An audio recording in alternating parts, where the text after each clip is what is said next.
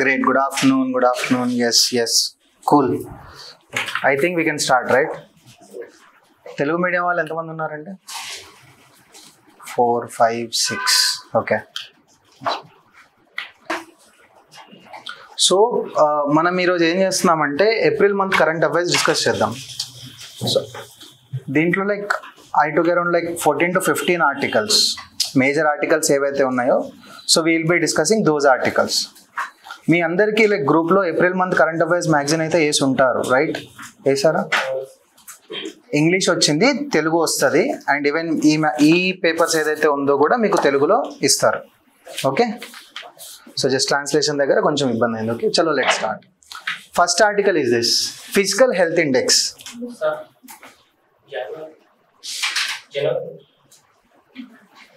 అర్థం కాదు.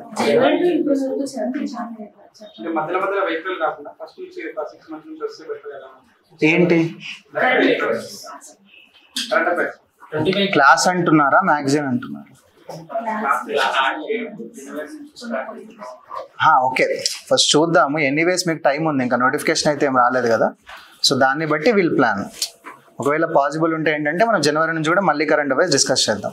మంత్లీ కాకుండా మేబీ 15 daysకి ఒకసారి అట్లా స్టేట్ రిలేటెడ్ కరెంట్ అఫైర్స్ అయినా మనం డిస్కస్ చేయొచ్చు. పాసిబిలిటీ ఉంది, ఇప్పుడే స్టార్ట్ చేస్తున్నాం కాబట్టి over a period of time will pick up the things. Okay, start చేద్దామండి. Fine. First one, physical health index. Physical health index అంటే ఎవరి ఫిజికల్, ఎవరి హెల్త్? ఆర్థిక ఆరోగ్య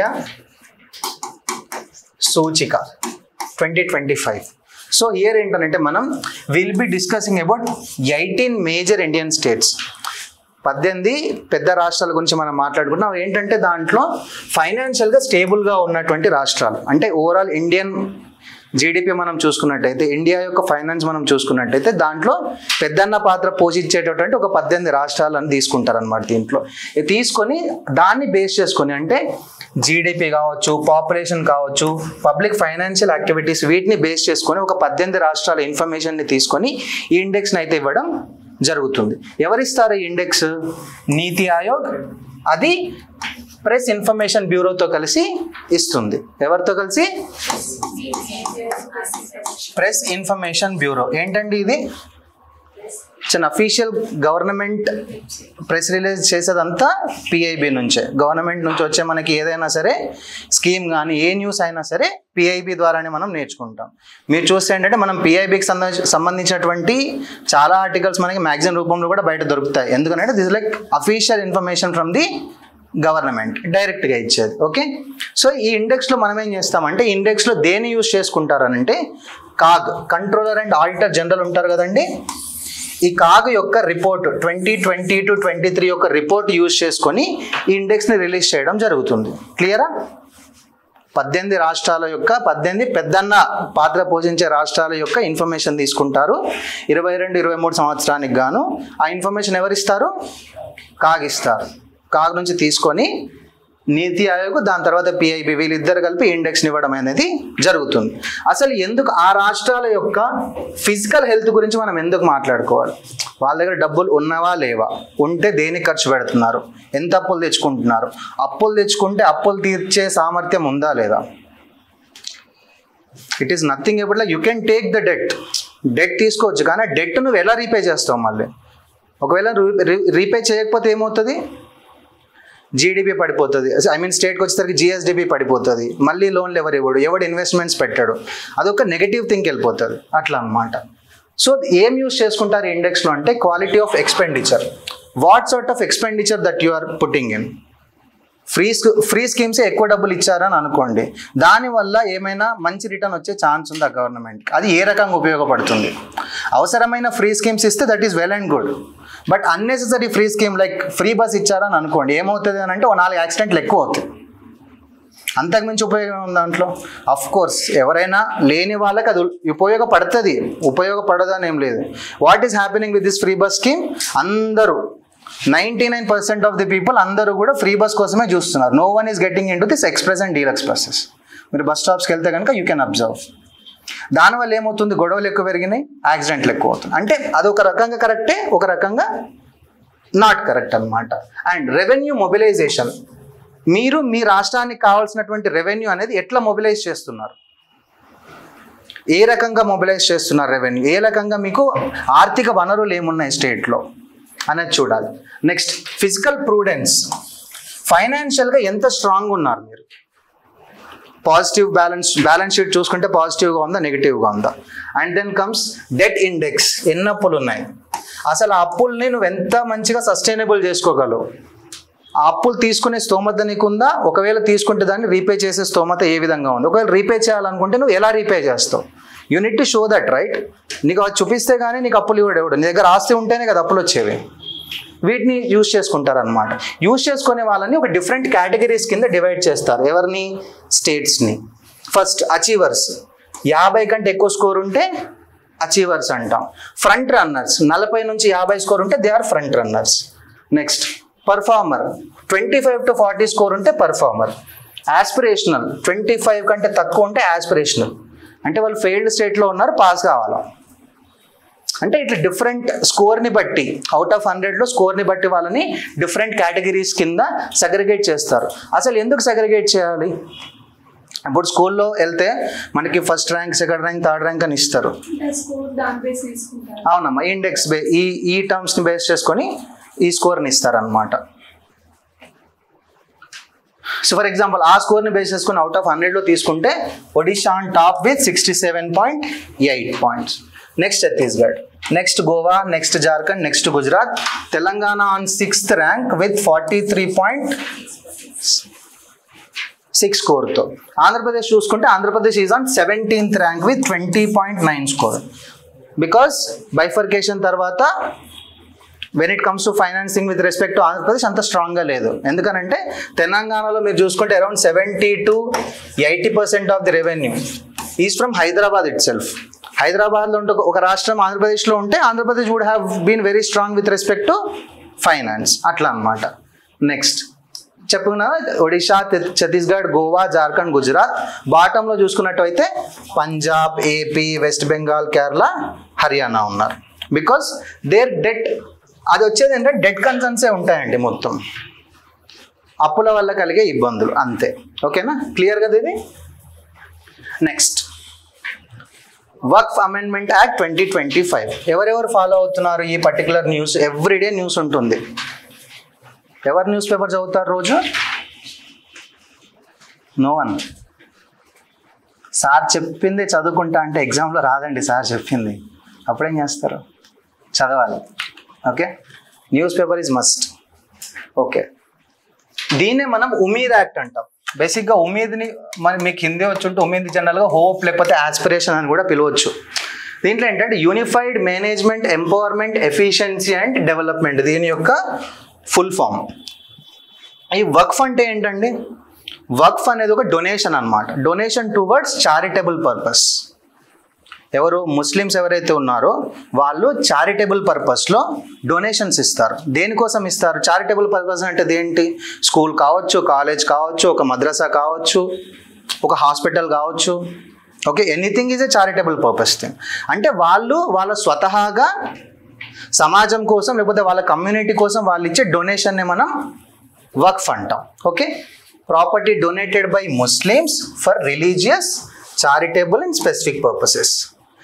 ఒకవేళ వాళ్ళు ఇచ్చినారంటే దాని అర్థం ఏంటంటే ఆ ownership lies with the God. అంటే నువ్వు దేవుడి కోసం ఇస్తున్నావు అని అర్థం. అది నువ్వు డొనేషన్ ఏదైతే ఉందో that we are giving it for god and benefits are directed towards fulfilling the intended purposes. Charitable purpose ఇస్తున్నామంటే అది లేనోడికి ఉపయోగపడాలని చెప్పి మనం ఇస్తాం, అంతే కదా. ఓనర్షిప్ మనం దేవుడికి ఇస్తున్నాం, దాని నుంచి వచ్చే రిటర్న్స్ ఏవైతే ఉంటాయో అది లేనివాడికి ఉపయోగపడాలి. That is the major theme of this Waqf. Once ఒకవేళ మనం వర్క్ కింద డిక్లేర్ చేసాము, అదొక వర్క్ ప్రాపర్టీ అయిందనంటే కనుక నువ్వు మళ్ళీ దాన్ని రిటర్న్ తీసుకోవడానికి లేదు. నువ్వు రీక్లెయిమ్ చేసుకోలేవు అండ్ రీపర్పస్ చేసుకోలేవు. నువ్వు ఒక పర్పస్ కోసం ఇచ్చావు, దాన్ని మళ్ళీ తీసుకొని వేరే పర్పస్ కింద నువ్వు తీయడానికి ఛాన్స్ లేదు. Once it is given, it's done. ఒక్కసారి వర్క్ అయిందంటే అది ఆల్వేస్ ఏ వర్క్ అని అర్థం. అండ్ ఇండియన్ కాంటెక్స్లో చూసుకుంటే ఇండియన్ ఆర్మీ, ఆ తర్వాత ఇండియన్ రైల్వేస్ తర్వాత 3వ అతిపెద్ద ప్రాపర్టీ ఓనర్ ఎవరైతే ఉన్నారంటే అది వక్ఫ్ బోర్డ్. అంటే ఆర్మీ తర్వాత, ఆ తర్వాత రైల్వేస్ తర్వాత అతిపెద్ద ప్రాపర్టీ ఓనర్ ఎవరైనా ఉన్నారంటే అది వక్ఫ్ అనమాట. ఎన్ని ప్రాపర్టీ ఉన్నాయంటే అరౌండ్ 8.7 lakh ప్రాపర్టీస్ ఉన్నాయి. ఎన్ని ఉన్నాయి? 8.7 lakh ప్రాపర్టీస్. ఓకే, వక్ఫ్ యాక్ట్ 1954ని మనం ఎస్టాబ్లిష్ చేసుకున్నాం. దీని ద్వారా ఏంటనంటే మనం సెంట్రల్లో ఒక వక్ఫ్ బోర్డ్ కౌన్సిల్, దాని తర్వాత స్టేట్లో ఒక వక్ఫ్ బోర్డ్, అంటే ప్రతి స్టేట్కి ఒక బోర్డు ఉంటుంది, సెంట్రల్లో కూడా ఒక బోర్డు ఉంటుంది అనమాట. అవి ఏంటనంటే ఆయా రాష్ట్రాలకు సంబంధించినటువంటి వర్క్ ప్రాపర్టీస్ ఏవైతే ఉన్నాయో వాటిని మేనేజ్ చేస్తుంటారు. Got it?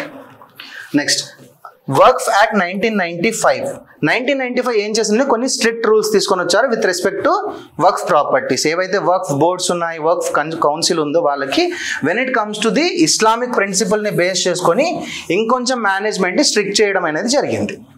క్లియర్ కదా? ఇక్కడికి నో కన్ఫ్యూజన్. ఇక్కడ కన్ఫ్యూజన్ లేకపోతే తర్వాత కన్ఫ్యూజన్ రాదు. ఓకే కదా? Right. Next, what are the key features of this particular act? ఈ యాక్ట్ ద్వారా ఏం చేశారంటే ఏదైతే వర్క్ బోర్డు ఉందో స్టేట్ లెవెల్లో కానీ సెంట్రల్ లెవెల్లో కానీ దాంట్లో నాన్ ముస్లింని ఇంక్లూడ్ చేశారు. నాన్ ముస్లిమ్స్ అంటే ఎవరాళ్ళు? గట్టిగా ముస్లిమ్స్ కాదు అంటే హిందూస్ అనే కాదు, like so many other religions in the country. Muslims కావచ్చు, జైన్స్, బుద్ధిస్ట్, సిఖ్స్, వీళ్ళందరూ ఎవరైనా సరే. So they are trying to include these non Muslims in to the వర్క్స్ బోర్డ్. అదే ఇంక్లూజివిటీ ప్రిన్సిపల్ అంటాం మనం. Next, to build this transparency and accountability in the వర్క్స్ administration. ఏదైతే జరుగుతూ ఉందో ఈజ్ దిస్ గోయింగ్ అంటే ఏదైతే పర్పస్ కోసం ఏదైతే ఉందో ఆ పర్పస్ అనేది ఫుల్ఫిల్ అవుతుందా లేదా, జస్ట్ టు చెక్ దట్. అంటే ఆ ట్రాన్స్పరెన్సీ కోసం ఏం చేశారనంటే including the non Muslims in the వర్క్స్ board. Next comes the end of వర్క్స్ బై యూజర్. చలో, I have a property, I have given it for a particular purpose. ఒక school కోసం నేను ఇచ్చాను అది. ఓకే, నా ఉద్దేశం ఏంటి? నేను స్కూల్ కోసం ఇచ్చాను, but they are using it in the long run. అర్థమైంది కదా? అంటే ఒక లాంగ్ రన్లో ఆ ప్రాపర్టీని యూజ్ చేయడం వల్ల ఏమవుతుందనంటే ఆటోమేటిక్గా it is becoming work. Work అంటే ఏంది? మళ్ళీ ఆ దేవుడికి ఇచ్చినట్టు, మళ్ళీ రాదని మనమే మాట్లాడుకుంటున్నాం కదా. I have given it for a particular purpose. ఊళ్ళో స్కూల్ లేదు, లేకపోతే స్కూల్కి జాగా లేదని చెప్పి నేను ఇస్తున్నా. Got it? It is becoming a work అనమాట. సో వర్క్ బై యూజర్ అంటే ఏంటి? ఏదైనా సరే property is used for religious purposes without formal designation as work. Property ఉంటే దానికి రిజిస్ట్రేషన్ ఉండాలి కదా.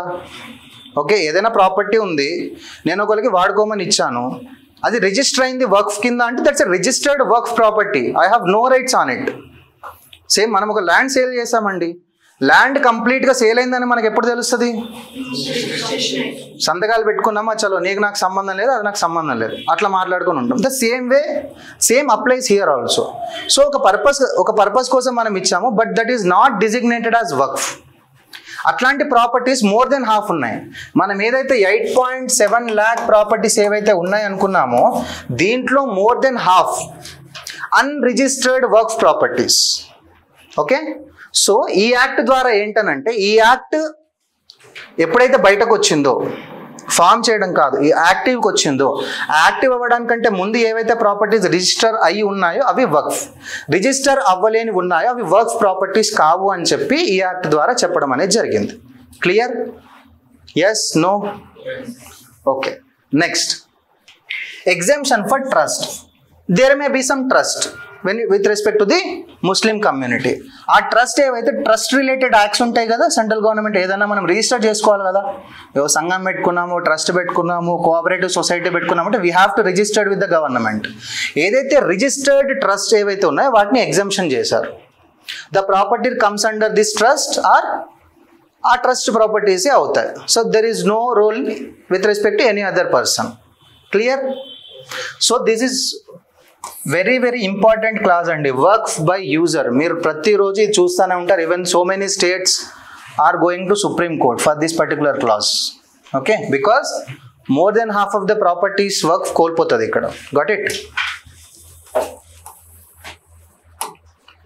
నెక్స్ట్, ఎలిజిబిలిటీ ఫర్ డిక్లేరింగ్ వర్క్. చలో, నా దగ్గర ఉన్నాయి, నేను ఇచ్చేస్తున్నా. So you have to be a Muslim, right? Muslim కాని వాళ్ళు కూడా వర్క్ ఇవ్వచ్చా అంటే ఇవ్వచ్చు, దాంట్లో లేదు. బట్ ఇక్కడ ఉన్న యాక్ట్ ఏం చెప్తుంది ఈ యాక్ట్ అంటే, you have to be a practicing Muslim from the last 5 years. గత 5 సంవత్సరాలుగా నువ్వు ముస్లిం మతంలో ఉన్నావు, లేకపోతే ఇస్లాం మతంలో ఉన్నావు, ఇస్లాం మతాన్ని నువ్వు ప్రాక్టీస్ చేస్తున్నావు అని అంటే you are the person to give that particular వర్క్. ఆ డొనేషన్ నువ్వు ఇవ్వచ్చు. ఒకవేళ నువ్వు 5 సంవత్సరాలుగా నువ్వు ముస్లిం మతాన్ని పాటించకపోతే కనుక నువ్వు ఇవ్వడానికి అనర్హుడివి అని చెప్తుంది act. So you have to be a practicing Muslim for how many years? 5 years. Okay? And ఇక్కడ వచ్చే ఇబ్బంది ఒకటి ఉంటుంది. నువ్వు ప్రాక్టీసింగ్ ఇస్లాం మతాన్ని అని చెప్పి చెప్పగలుగుతారు ఎవరైనా? ఐ ఆమ్ ఏ హిందూ, బొట్టు చూసి చెప్తావా? చెప్పలేవు కదా. So again there is a issue with this particular clause as well. మనం చెప్పలేము ఎవరం యు ఆర్ ఏ పర్టికులర్ ముస్లిం, లేకపోతే నువ్వు గత 5 సంవత్సరాలుగా నువ్వు ఇస్లాంని ప్రాక్టీస్ చేస్తున్నావు అని చెప్పడానికి లేదు. ఒకవేళ చెప్పగలిగితే అది ఎలా చెప్పాలి అనేది కూడా సుప్రీంకోర్టులో నడుస్తుంది. నెక్స్ట్ కమ్స్, ఎవరో పెద్ద మనిషి ఉన్నాడు, ఆయన ఇచ్చేసినాడు ఉన్న ఆస్తి అంతా. ఇంట్లో పిల్లలు ఉండొచ్చు, విడోస్ ఉండొచ్చు, వాళ్ళ తమ్ముళ్ళు ఉండొచ్చు, పిల్లలు ఉండొచ్చు. ఫస్ట్ ఇన్హెరిట్ దేర్ ప్రాపర్టీస్, వాళ్ళకి రావాల్సిన షేర్ వాళ్ళకి ఇచ్చేయి. First distribute that particular property among your family. ఆ తర్వాత what ever the particular asset that you have personally you can give it. First వాళ్ళకి ఇవ్వకుండా నువ్వు డైరెక్ట్గా నేను దేవుడి కోసం ఇచ్చేస్తా అంటే వాళ్ళందరూ ఏం చేస్తారు? రోడ్ మీద పడతారు.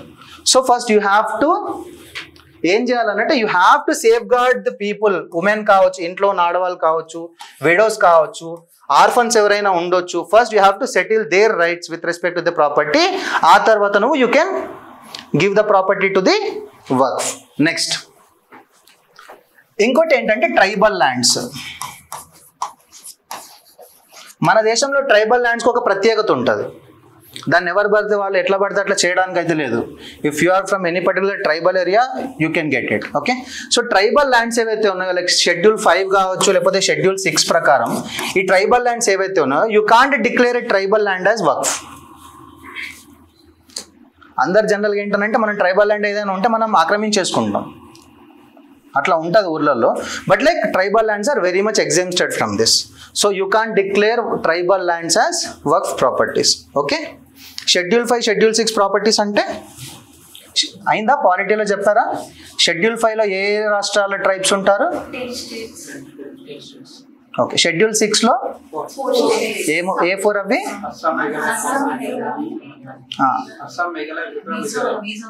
అస్సాం, మేఘాలయ, మరొకసారి చెప్పండి. Assam, AMTM. Other than these 4 except these 4 states మిగిలినవన్నీ కూడా షెడ్యూల్ 5లో వస్తాయి. ఓకే, షెడ్యూల్ 5లో tribal states except AMTM. Schedule 6లో only AMTM. Clear? Right. Next centralized registration. మనం అనుకున్న more than half of the properties are not registered అని చెప్పి. So from now onwards, from this enactment of this particular act onwards, every property should be registered. ఎవరైతే ముఠావాలీస్ అంటాం మనం, they are like managers are the caretakers of that particular property. So they have to register the వర్క్ properties with respect to the centralised digital portal within 6 months. ఒకవేళ register అయింది అనుకోండి వర్క్ property, you have to register within 6 months with the central registry. Next every property, every board ఏదైతే వర్క్ board ఉందో ఆ work board income కనుక 1 lakh కంటే ఎక్సీడ్ అయితే, 1 lakh కంటే ఎక్కువ ఉంటే they will come under this audit, mandatory audit. Audit ఎవరు చేస్తారు? Controller and auditor general, they will do this audits. So if any particular board or institution యొక్క income అనేది మోర్ దెన్ 1 lakh ఉండే, they will come under this mandatory audit thing. Okay, clear? Audit అంటే ఏంటి? 1,00,000 వచ్చాయి, 1,00,000 ఎట్లా ఖర్చు పెట్టినావు, you have to give that particular balance sheet. అది కరెక్ట్ పర్పస్లో పోయిందా పోలేదా అని చెప్పి. At the end of the day A charitable purpose అయినా సరే అది ఎవరి కోసమైతే టార్గెట్ చేసి ఉందో, ద టార్గెటెడ్ ఆడియన్స్ ఎవరైతే ఉన్నారో వాళ్ళకి కరెక్ట్గా రీచ్ అవ్వాలి.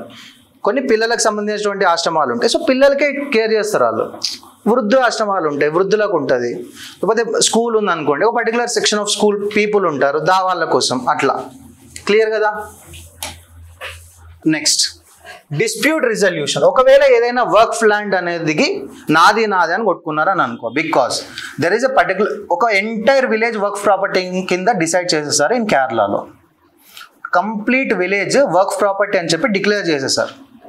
ఓకే, అంబానీ ఇల్లు ఉందా, యాంటిల్లా, అది కూడా వర్క్ ప్రాపర్టీ కిందే ఉంది. మన పార్లమెంట్ కూడా వర్క్ ప్రాపర్టీనే, ఢిల్లీ హైకోర్టు కూడా వర్క్ ప్రాపర్టీనే. So they are declaring it. ఒకవేళ ఇటువంటి ఏవైనా డిస్ప్యూట్స్ వస్తే, ఇష్యూస్ వస్తే ఏంటనంటే, ఇంతకుముందు ఏంటంటే you don't have the permit to go to any particular court. నువ్వు హైకోర్టుకి పోవడానికి లేదు, సుప్రీంకోర్టుకి పోవడానికి లేదు. ఒకవేళ నీ ల్యాండ్ అనేది వర్క్ ప్రాపర్టీ కింద convert అయిందనంటే you have to go to work board only. ఆ వర్క్ బోర్డులో ఎవరు ఉంటారు? వాళ్ళే ఉంటారు. So there are like very less chances to get your property back. Once work always work. ఒకవేళ పోయిందనంటే we can't get that property back కదా. అందుకని చెప్పి ఏం చేశారనంటే now you can go to high court. Now ఇక్కడ ఒక జ్యుడిషియరీని ఇన్వాల్వ్ చేయడం అనేది జరిగింది. అండ్ దెన్ నెక్స్ట్ ఎవరైతే సీనియర్ గవర్నమెంట్ అఫీషియల్స్ ఉంటారో so they will investigate that particular dispute. Again issue here. ఏం ఇష్యూ? Senior government officials. ఎవరాళ్ళు? గవర్నమెంట్ యొక్క ఏజెంట్సే కదా. గవర్నమెంట్ అంటే చెప్తే అట్లా వింటారు. ఇక్కడ ఈ డిస్ప్యూట్ మెకానిజం అనేది క్లియర్ కట్గా ట్రాన్స్పరెంట్గా ఉంటుందనే నమ్మకం ఒకటి లేదు. ఇదొక ఇష్యూ. ఓకే, ఇది కూడా క్లియర్, అంటే గవర్నమెంట్ అనేది క్లియర్ చేయాలి. Next now the appeals can go to high court. Clear కదా. ఇప్పటివరకు జ్యుడిషియరీకి పోయే ఛాన్స్ లేదు, ఇప్పుడు జ్యుడిషియరీకి వెళ్ళొచ్చు. Next and high court. First high court లేదు, హైకోర్టు. మోస్ట్ ఆఫ్ ది కేసెస్లో గవర్నమెంట్ ఇక్కడే అయిపోతుంది. ఒకవేళ అయిపోకపోతే then they can go to high court అనమాట. Next financial reforms. ఏదైనా ఒక పర్టికులర్ ఇన్స్టిట్యూషన్ ఉంది, వాళ్ళకు వచ్చే ఇన్కమ్లో ఇప్పటివరకు 7% they have to give it to the వర్క్స్ బోర్డ్. స్టేట్లో వర్క్స్ బోర్డ్ ఉంటుంది అనుకున్నాం కదా. So 7% of their income has to be given to works board. ఇప్పుడు ఆ 7%ని 5%కి తగ్గించారు. తగ్గించడం వల్ల ఏమొస్తుంది? ఆ రిమైనింగ్ 2% అమౌంట్ ఏదైతే ఉందో వాళ్ళు పే చేయాల్సింది వాళ్ళ దగ్గర ఉన్నటువంటి ఇన్ఫ్రాస్ట్రక్చర్ని బిల్డ్ చేసుకోవచ్చు, లేకపోతే వాళ్ళకి కావాల్సినటువంటి పర్పస్లో ఆ మనీని యూస్ చేసుకోవచ్చు. ఓకే, అర్థమైంది కదా. The contributions are reduced from 7% to 5%. ఠీకే. Next అది క్లియరా? Work clear, right? Work clear కదా. సో రెగ్యులర్గా న్యూస్ ఫాలో అవ్వండి. So cases running in the supreme court. ఇంకా ఇప్పుడు మనకి ఇది యాక్ట్లో ఉన్నది మనం చెప్పుకున్నాం, బట్ చేంజెస్ ఏమైనా రావచ్చు. అప్డేటెడ్గా ఉండాలి. సెంట్రలైజ్డ్ రిజిస్ట్రీ ఉంటుంది ఇప్పుడు.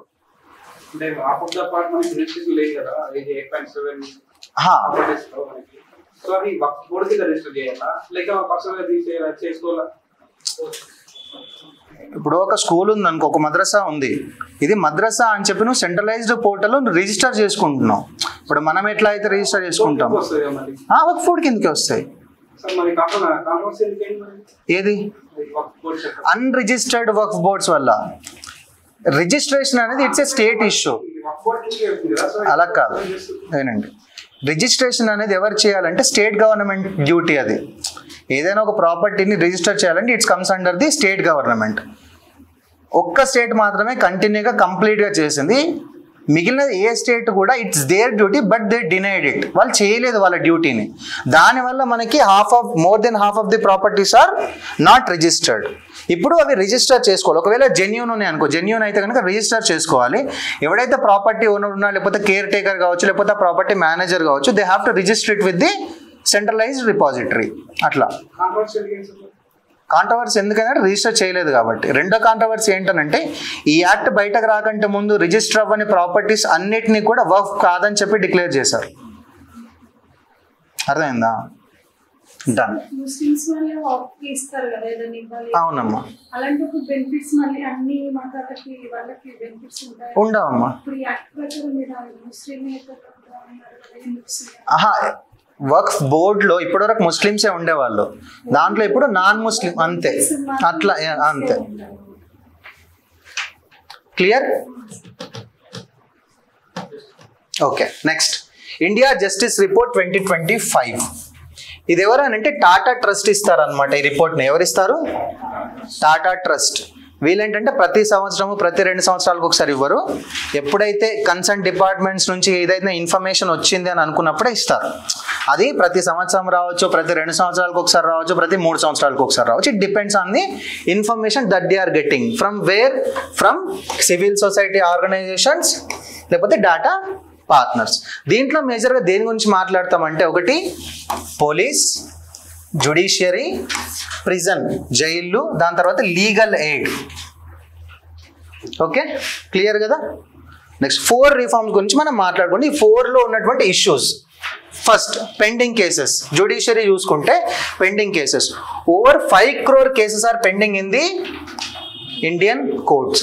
సరే, కోర్ట్స్ అన్ని కేసెస్ పెండింగ్లో ఉన్నాయి, దాన్ని సాల్వ్ చేయడానికి అంతమంది జడ్జెస్ ఉన్నారా అని అంటే లేరు.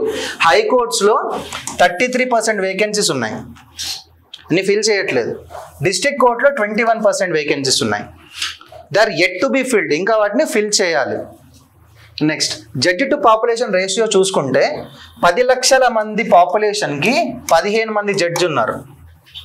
యాక్చువల్గా అది లా కమిషన్ యొక్క 1987 నివేదిక ప్రకారం 10 లక్షల మందికి 50 ఉండాలి. ఎంత ఉండాలి? ఎంతమంది ఉన్నారు ఇప్పుడు? ఏమవుతుంది దానివల్ల? వర్క్ బర్డెన్ పెరుగుతుంది వాళ్ళకి. వర్క్ బర్డెన్ పెరగడం వల్ల ఏమవుతుంది?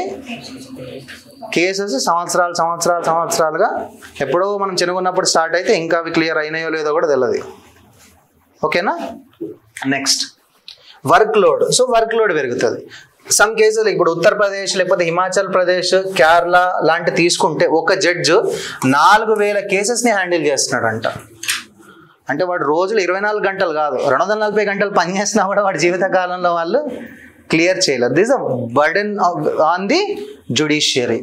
And budget allocate. సరే ఓకే, వేకెన్సీస్ ఉన్నాయి, వేకెన్సీస్ ఫిల్ చేయాలంటే వాళ్ళకి జీతాలు ఇవ్వాలి కదా. సో బడ్జెట్ అలొకేట్ చేస్తున్నారంటే లేదు.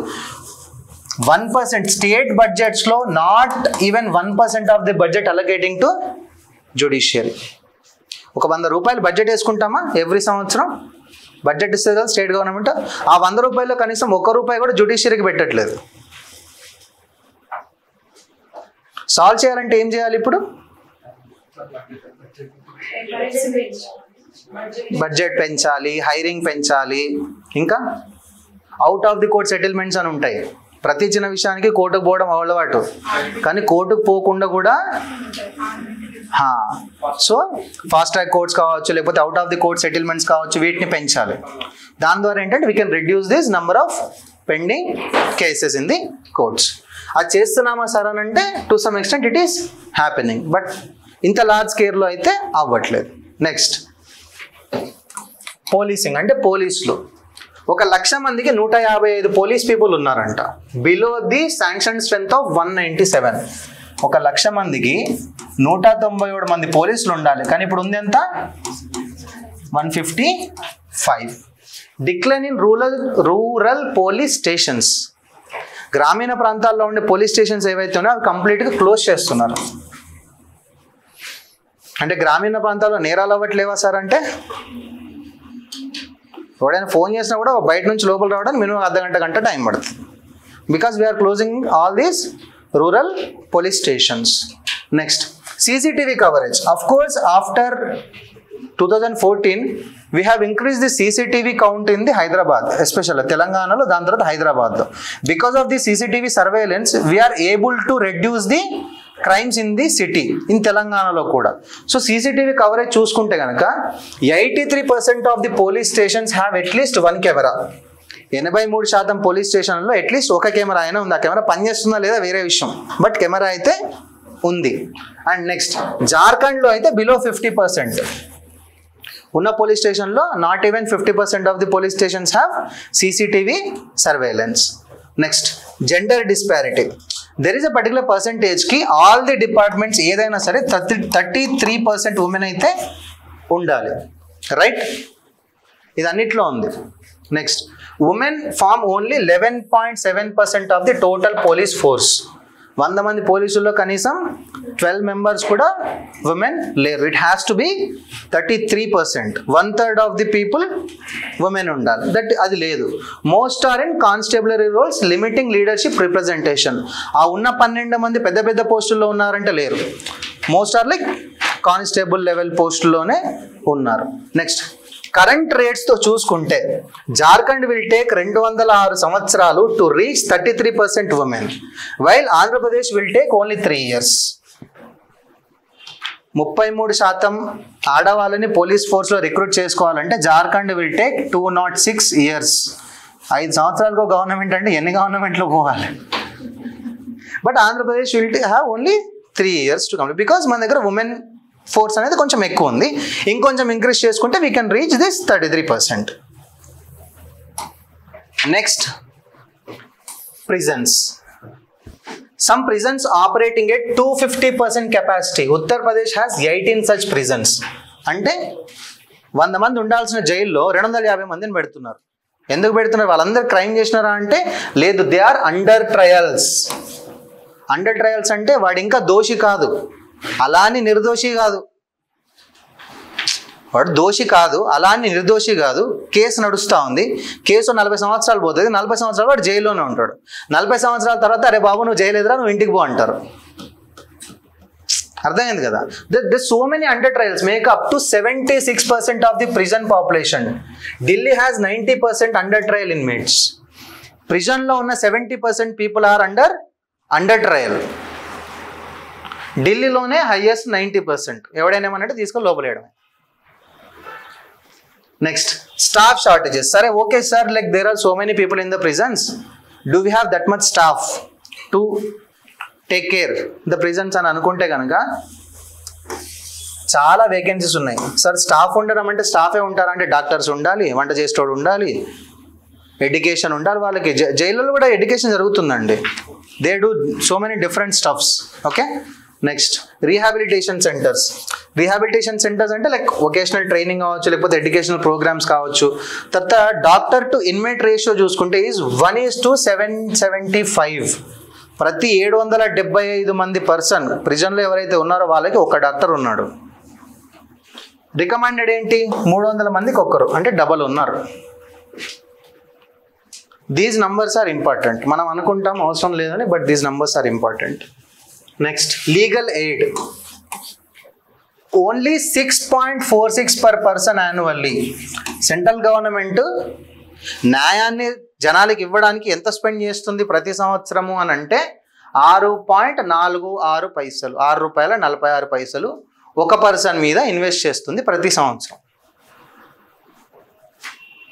Next, paralegal volunteers. Paralegal volunteers అంటే ఏంటంటే they are not lawyers, but they will help lawyers in discharging the cases అనమాట. వాళ్ళకి ఎంతో కొంత డబ్బులు ఇస్తారని అనుకోండి. ఎవరైతే ఇప్పుడు రూరల్ ఏరియాస్లో ఉన్నారని అనుకోండి, రూరల్ ఏరియాస్ వాళ్ళకి అసలు కోర్ట్ ఏంటి, కేసు ఏంటి, వాడి మీద వేసిన కేసు ఏంటో కూడా తెలియదు. అంటే వాడికి లీగల్ ఫార్మాటే తెలియదు అసలు. Even we don't know what exactly happens అని. ఏదైనా ఇష్యూ జరిగితే మనం ఎక్కడికి వెళ్ళాలి, ఏం చేయాలని we don't no.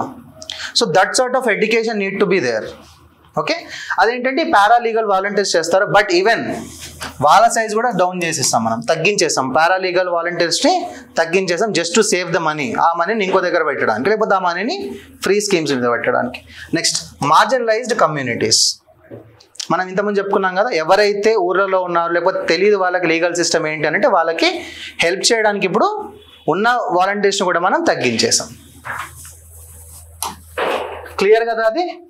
But there are lot of reforms to takes place with respect to police. ఏం చెప్పుకున్నాం మనం? Police, judiciary, prison, legal aid. Next, Panchayat advancement index.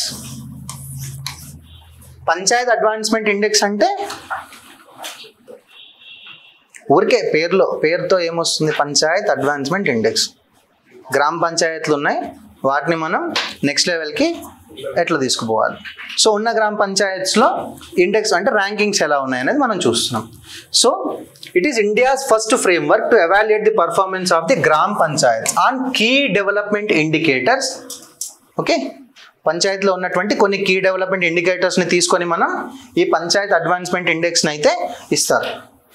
ఎవరు ఇస్తారు అని అంటే మినిస్ట్రీ ఆఫ్ పంచాయతీరాజ్ శాఖ ఏదైతే ఉందో అది ఇస్తుంది. అండ్ ఇది ఏంటనంటే we have sustainable development goals. తెలుసా ఇవి? సో ఈ సస్టైనబుల్ డెవలప్మెంట్ గోల్స్ అవి ఇంటర్నేషనల్ లెవెల్లో ఫామ్ చేస్తాం, అవి మనం కంటికి తెచ్చుకుంటాం. సో మనం will try to follow these goals. ఇవి మనం లోకలైజ్ చేసుకోవాలి. సెంట్రల్లో ఒక స్కీమ్ చేస్తే అది అన్నింటికి అలాగే వర్కౌట్ అవ్వదు కదా. రీజనలైజ్ చేయాలి ఆ స్కీమ్ని. ఒక్కొక్క రీజన్లో ఒక్కొక్క వాళ్ళు ఉంటారు. ఇక్కడ ఓసీలో వేరే వాళ్ళు ఉంటారు, పక్కన రాష్ట్రానికి పోతే ఓసీలో ఇంకో వేరే వాళ్ళు ఎవరో ఉంటారు. ఈ రాష్ట్రంలో ఉన్న ఓసీ వాళ్ళు అక్కడ బీసీబీనో బీసీసీనో ఉంటారు. అంటే రీజనలైజ్ చేసుకోవడం అన్నట్టు. So we are localising the sustainable development goals with respect to the Panchayati Raj system in the rural areas. Okay, next. Evidence-based rural governments and policy interventions for over 2.5 lakh gram panchayats we have. మొత్తం కంట్రీలో ఎన్ని ఉన్నాయి? 2.5 lakh gram panchayats. Next, already చెప్పుకున్నాం మనం, in service of delivery, governance and sustainable and development కోసం we are using this. The index tracks the progress of panchayats based on 9 localized sustainable development goals. Any goals andi? We are localized some sustainable development goals. Aa 9 goals ni base cheskoni we are giving this index. Aa 9 goals ఏంటనంటే, ఒకటి, poverty free and enhanced livelihoods in panchayat. పేదరిక నిర్మూలన ఎంతవరకు జరిగింది? Healthy Panchayat. Healthy Panchayat అంటే system correct ఉండాలి, జనాలు correct ఉండాలి, of course. At the same time system, government ఏదైతే లేకపోతే పంచాయతీ రాజ్ ఏదైతే ఉందో, ఆ గ్రామ పంచాయతీ ఏదైతే ఉందో, ఆ సిస్టమ్ ఏదైతే ఉందో అది హెల్దీగా ఉండాలి. హెల్దీగా ఉండడం అంటే ఒకటి, కరెక్ట్ పర్సన్స్ ఉండాలి, కరప్షన్ ఉండకూడదు, ఇన్ఫ్రాస్ట్రక్చర్ ఉండాలి, డబ్బులు ఉండాలి, అన్నీ ఉండాలి. Next, child friendly panchayat. పిల్లలకు కూడా ఈ విషయాలన్నీ తెలిసి ఉండాలి ఏమవుతుంది అని చెప్పి. Next, water sufficient panchayat. ఆ పంచాయత్కి వాటర్ ఏ విధంగా ఉన్నాయి. Next, clean and green panchayat. శుభ్రం చేస్తున్నారా, చెట్లు నాటుతున్నారా, ఇవన్నీ కూడా. Next, panchayat with self sufficient infrastructure. పంచాయత్లో ఇన్ఫ్రాస్ట్రక్చర్ ఏం కావాలి అని అంటే, ఒక బిల్డింగ్ కావాలి, ఒక స్కూల్ కావాలి, ఒక హాస్పిటల్ కావాలి, ఒక బ్యాంక్ కావాలి, మంచి రోడ్లు కావాలి, వాటర్ కావాలి, అన్నీ ఉంటాయి. Like what ever we need in city we need in village also, right? Next, socially just and socially secured panchayats. ఎటువంటి సోషలైజ్డ్ వేలో ఎటువంటి ఇబ్బందులు లేకుండా, కులాల మధ్య మతాల మధ్య ఘర్షణ లేకుండా. Okay. Next, panchayat with good governance. పరిపాలన కరెక్ట్గా జరుగుతుందా, గ్రామీణ పరిపాలన. Next, women friendly Panchayat. 33% women కూడా ఉండాలి గ్రామ పంచాయత్లో, తెలుసా? సర్పంచ్లు కానీ వార్డ్ మెంబర్స్ కానీ, అంటే ఉంటారులేండి పేరుకి, నామకే వస్తు కదా, బట్ ఉంటారు అంతే. సో 33% ఉమెన్ ఫోర్స్ ఉండాలి. So women friendly panchayat. These are the 9 localized sustainable development goals. We are taking it under Panchayat Advancement Index. Next, same దీంట్లో కూడా 90 ప్లేస్ ఉంటే అచీవర్స్ అంటాం. అచీవర్స్ ఎవ్వరూ లేరు. No one has this 90 place rank. Front runner 75 to 90, around 699 panchayats ఉన్నాయి. Performance 60 to below 75, 77,298. Aspirants 40 to 60, 132%. అంటే around 60% aspirational స్టేజ్లో ఉన్నారు. అంటే ఏవైతే మనం లోకలైజ్డ్ సస్టైనబుల్ డెవలప్మెంట్ గోల్స్ అనుకుంటున్నామో, ఏవైతే మనం బేసిక్ గురించి మాట్లాడుకున్నామో, సమ్ బేసిక్స్ మాట్లాడుకున్నాం, అవి కూడా చాలా పంచాయత్స్లో లేవు. They are still trying to achieve. Okay. Next, beginners. 5,896 panchayats ఉన్నాయి. దీస్ ఆర్ ది, అంటే ఈ రకంగా మనం డివైడ్ చేస్తున్నాం. సో దీని బేసిస్ ఇక డివైడ్ చేసి మనం ఇక్కడ ఏంటి, వాళ్ళ మధ్యలో భేదాలు సృష్టించట్లేదు. నువ్వు ఇక్కడ తక్కువ ఉంది, నువ్వు వేరే వాళ్ళని చూసి నేర్చుకో. The good comparison. ఓకే. ఒక దగ్గర వర్కౌట్ అయింది, సో మనం ఆ సిస్టమ్ అనేది మన దగ్గర తీసుకొని వచ్చి ఆల్రెడీ చూసాం, అది ఆల్రెడీ ఎక్స్పీరియన్స్ చేస్తున్నాం, this already worked out. So దాన్ని మనం తెచ్చుకొని మన దగ్గర ఇంప్లిమెంట్ చేసుకోవాలి. సో దట్ ఏంటంటే ఈ టెస్టింగ్ ప్రాసెస్ అంతా ఉండదు, పాస్ అయినా ఫెయిల్ అయినా ఉండదు, ఇంకా ఆల్రెడీ సక్సెస్ అయిన ప్రాసెస్ కాబట్టి మనం అదే తెచ్చుకోవాలి అట్లా. ఓకే. గుజరాత్లో ఎక్కువ ఉన్నారు అనుకోండి. నెక్స్ట్ కమ్స్ తెలంగాణ, ఆ తర్వాత Maharashtra, Madhya Pradesh and Uttar Pradesh. Some static data, అంటే మరీ ఇంతగా అవసరం లేదు, జస్ట్ బేసిక్స్ అనేవి మనం నేర్చుకోవాలి. నేను చెప్పుకున్నా, no panchayat achieve this, achiever category in this circle. Next, supreme court mandates timelines for the governors decisions. ఎవరు ఫాలో అయ్యారు ఇది న్యూస్? అసెంబ్లీ పాస్ చేసి పంపించిన బిల్లుని ఎవరి సమ్మతి కోసం? గవర్నర్ సమ్మతి కోసం పంపించిన బిల్స్ ని సమ్మతి ఇవ్వకుండా ఇటు రాష్ట్రపతికి పంపించకుండా అలా పెట్టుకున్నాడు అనమాట. అది కరెక్టా కాదా, ఎందుకు పెట్టుకోవాల్సి వచ్చింది అనేది మనకు అనవసరం. He has the right to hold. ఎందుకు పెట్టుకుంటారండి? అది అబ్సల్యూట్ వీటోను, పాకెట్ వీటోను, like whatever, he has the right to hold. అందుకని పెట్టుకున్నాడు. So there is no time line for it in the constitution. ఓకేనా? ఇప్పుడు ఒక గవర్నర్ దగ్గరికి ఒక బిల్ వచ్చింది అని అంటే తను ఏం చేయాలంటే ఆర్టికల్ 200 అయితే నువ్వు సమ్మతి ఇవ్వు, గివ్ అసెంట్, లేకపోతే పెట్టేసుకో, విత్ హోల్డ్ ది అసెంట్. ఇస్తాను అని చెప్పట్లేదు, ఇవ్వను అని చెప్పట్లేదు, ఏం మాట్లాడట్లేదు నువ్వు. 3 రిజర్వ్ ఫర్ ప్రెసిడెన్షియల్ కన్సిడరేషన్, రాష్ట్రపతి ఆమోదం కోసం పంపించు. లేదు నువ్వు చూసావు దాంట్లో నీకు కొన్ని చేంజెస్ చేసి మళ్ళీ పంపించమని అడిగే హక్కు నీకు ఉంది. Return the bill for reconsideration. అది ఒకవేళ నాన్ మనీ బిల్ అయ్యే ఉండాలి. మనీ బిల్స్ని యూ కాంట్ రిటర్న్, ఎందుకంటే మనీ బిల్ ఆమోదం పొందిన తర్వాతనే, గవర్నర్ ఆమోదం పొందిన తర్వాతనే పాస్ చేస్తారు. Okay, so non money bills అయితే నువ్వు ఏమైనా చేంజెస్ కావాలనుకుంటున్నావు, నాకు ఈ పాయింట్ నచ్చలేదు, నాకు ఈ చేంజెస్ కావాలని చెప్పి నువ్వు మళ్ళీ పంపించు అసెంబ్లీకి. ఒకవేళ అసెంబ్లీకి అది నచ్చితే చేంజ్ చేసి పంపిస్తారు, లేకపోతే అట్లనే పంపిస్తారు. అట్లనే పంపించినారంటే నువ్వు సంతకం పెట్టాల్సిందే. నువ్వు చేంజెస్ చెప్పావండి, పంపించాము, అది అసెంబ్లీ చేంజెస్ చేయొచ్చు, చేయకపోయి ఉండొచ్చు, మళ్ళీ రిటర్న్ వచ్చింది నీ దగ్గరికి, యూ హ్యావ్ టు సైన్. కంపల్సరీగా సమ్మతిని తెలపాల్సిందే, సంతకం పెట్టాల్సిందే. Next one, reconsideration by legislature. If repassed the governor is obligated to assent. కంపల్సరీగా నువ్వు సంతకం పెట్టాల్సిందే. ఇక్కడ ఏం జరిగింది? అదే కదా జరిగింది. అండర్ ఆర్టికల్ 142ని యూజ్ చేసుకొని, 142 అంటే కంప్లీట్ జస్టిస్, సంపూర్ణ న్యాయం. ఎవరు చేస్తారు? ఇది సుప్రీంకోర్టు. ఏదైనా విషయంలో కరెక్ట్గా జరగట్లేదు అని అనుకుంటే ఆర్టికల్ 142ని యూజ్ చేసుకొని సుప్రీంకోర్టు ఏది కావాలంటే అది ఎట్లా చేయాలంటే అట్లా చేసేస్తారు. దీని ద్వారా ఏం చేసినారు వాళ్ళు? గవర్నర్కు, రాష్ట్రపతికి నువ్వు ఇన్ని నెలల్లో సమ్మతి ఇవ్వాలని చెప్పారు. So article 142 is a nuclear bomb. ఏంది? నేను చెప్పట్లేదు, ఇది వైస్ ప్రెసిడెంట్ చెప్పిండు. It's like a nuclear bomb with the supreme court. ఇప్పుడు గవర్నర్కి చెప్పినాడు, రేపు ప్రెసిడెంట్కి చెప్తారు, తర్వాత ప్రైమ్ మినిస్టర్కి చెప్తారు, they will tell it to every one. కానీ అది వాళ్ళు ఫాలో అవుతారంటే అవ్వరు. ఢిల్లీలో ఒక జడ్జి వాళ్ళ ఇంట్లో క్యాష్ కాలిపోయింది, ఇప్పటి వరకు ఏం లేదు దాంట్లో, ఎందుకంటే ఎవడేం మాట్లాడు. అర్థమైందా మీకు? అంటే వాళ్ళ కేసుని వాళ్ళు సాల్వ్ చేయడానికి కూడా వాళ్ళకి ఒక మెథడ్ ఉంది. There is a method to clear that case also. అది వాళ్ళే సాల్వ్ చేసుకోగలరు. So we don't have the right to go to supreme కోర్ట్కి, అక్కడ అది అయింది కదా దానికి ఏం జడ్జ్మెంట్ ఇచ్చారని అడగడానికి లేదనమాట. So article 142 is like a nuclear bomb. ఈ న్యూక్లియర్ బాంబ్ని యూజ్ చేసుకునే వాళ్ళు they gave time line for the governor and president to give their assent. Okay, ఎలా ఇచ్చారనంటే under article 200 there is a clause కి as soon as possible you have to assent the bill. అంటే నువ్వు ఇన్ని నెలల్లో time frame ఇవ్వలేదు కాన్స్టిట్యూషన్లో, but as soon as possible you have to sign that bill, you have to give your assent. ఈ as soon as possible అని అంటే ఎప్పుడైనా సరే మనం యాజ్ అప్ పెట్టినామంటే నీకు ఎంత తొందరగా కుదిరితే నువ్వు అంత తొందరగా రిప్లై ఇవ్వు, లేకపోతే అంత తొందరగా పని చేసి పెట్టాను, హోల్డ్ చేసి పెట్టమని కాదని అర్థం. 1. 2, it emphasise that governor cannot exercise this absolute veto. Absolute veto అంటే కంప్లీట్ రిజెక్ట్ చేసేయడం, లేకపోతే పాకెట్ వీటో జేబులో వేసుకోవడం. జేబులో వేసుకున్నాం అంటే అది ఇండెఫినైట్ పీరియడ్, నేను అడగడానికి కూడా లేదు.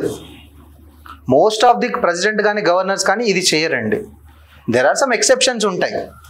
Okay, and mandatory action on represented bills. ఒకవేళ నువ్వు మళ్ళీ అసెంబ్లీకి పంపించిన తర్వాత మళ్ళీ రిటర్న్ వచ్చిందంటే you have to give your assent. కానీ రెండవసారి నువ్వు ప్రెసిడెంట్కి పంపిస్తా అని చెప్పడానికి లేదు. క్లియర్? రెండవసారి పంపించినాం, తిరిగి వచ్చింది, నేను మళ్ళీ ప్రెసిడెంట్ అసెంట్ కోసం నేను పెడతా దాన్ని అని అంటే అట్లా పెట్టడానికి లేదు, అవుట్ రైట్లీ లేదు. Next, aid and advise of the state government.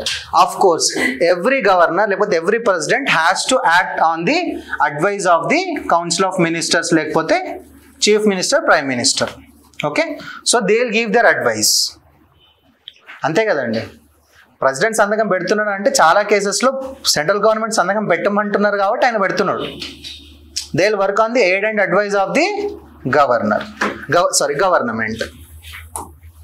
Next, so ఏ టైం లైన్స్ ఇచ్చారనంటే under article 200 withholding assent or reserving for the president within 1 month. నీ దగ్గరకు వచ్చిన 1 monthలో నువ్వు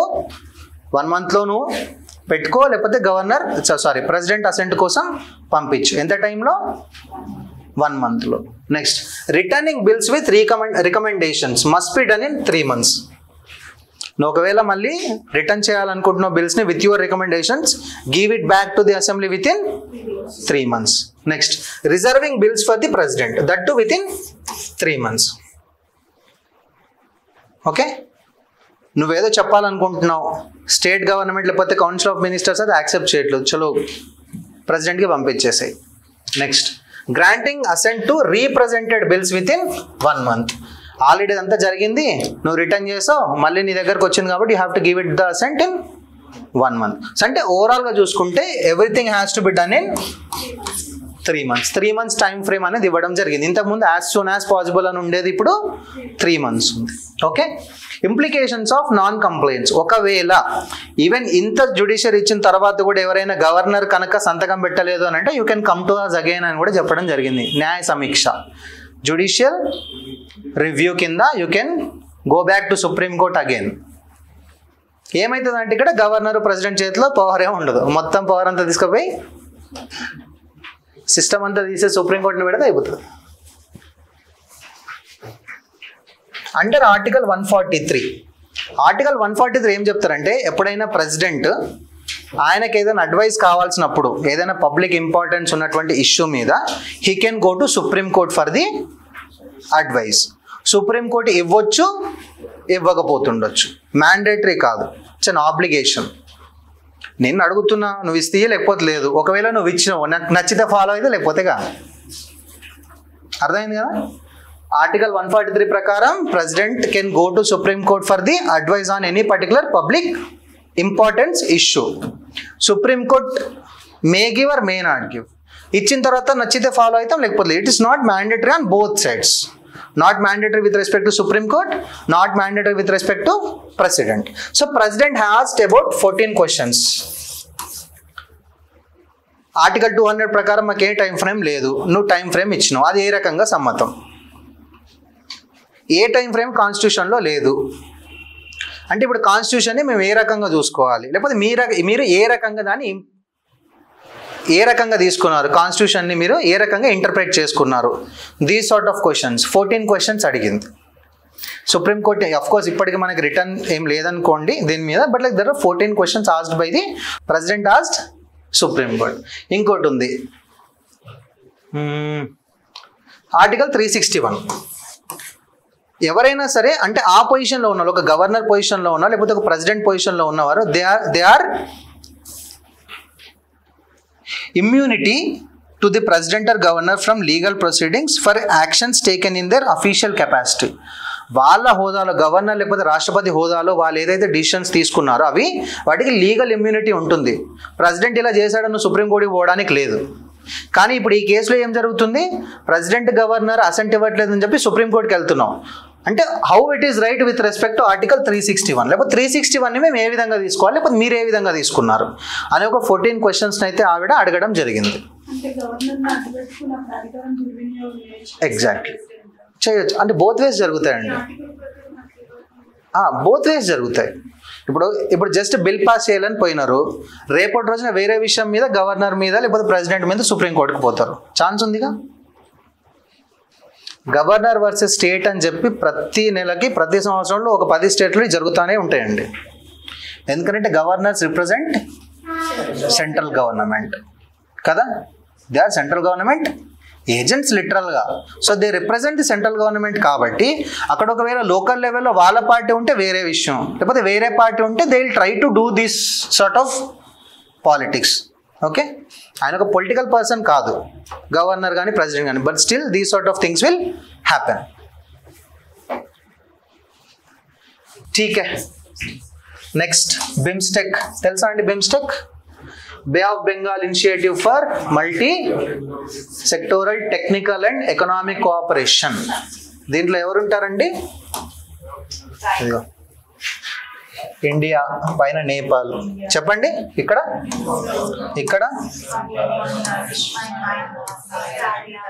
ఎన్ని వచ్చాయండి countries? Next Sri Lanka.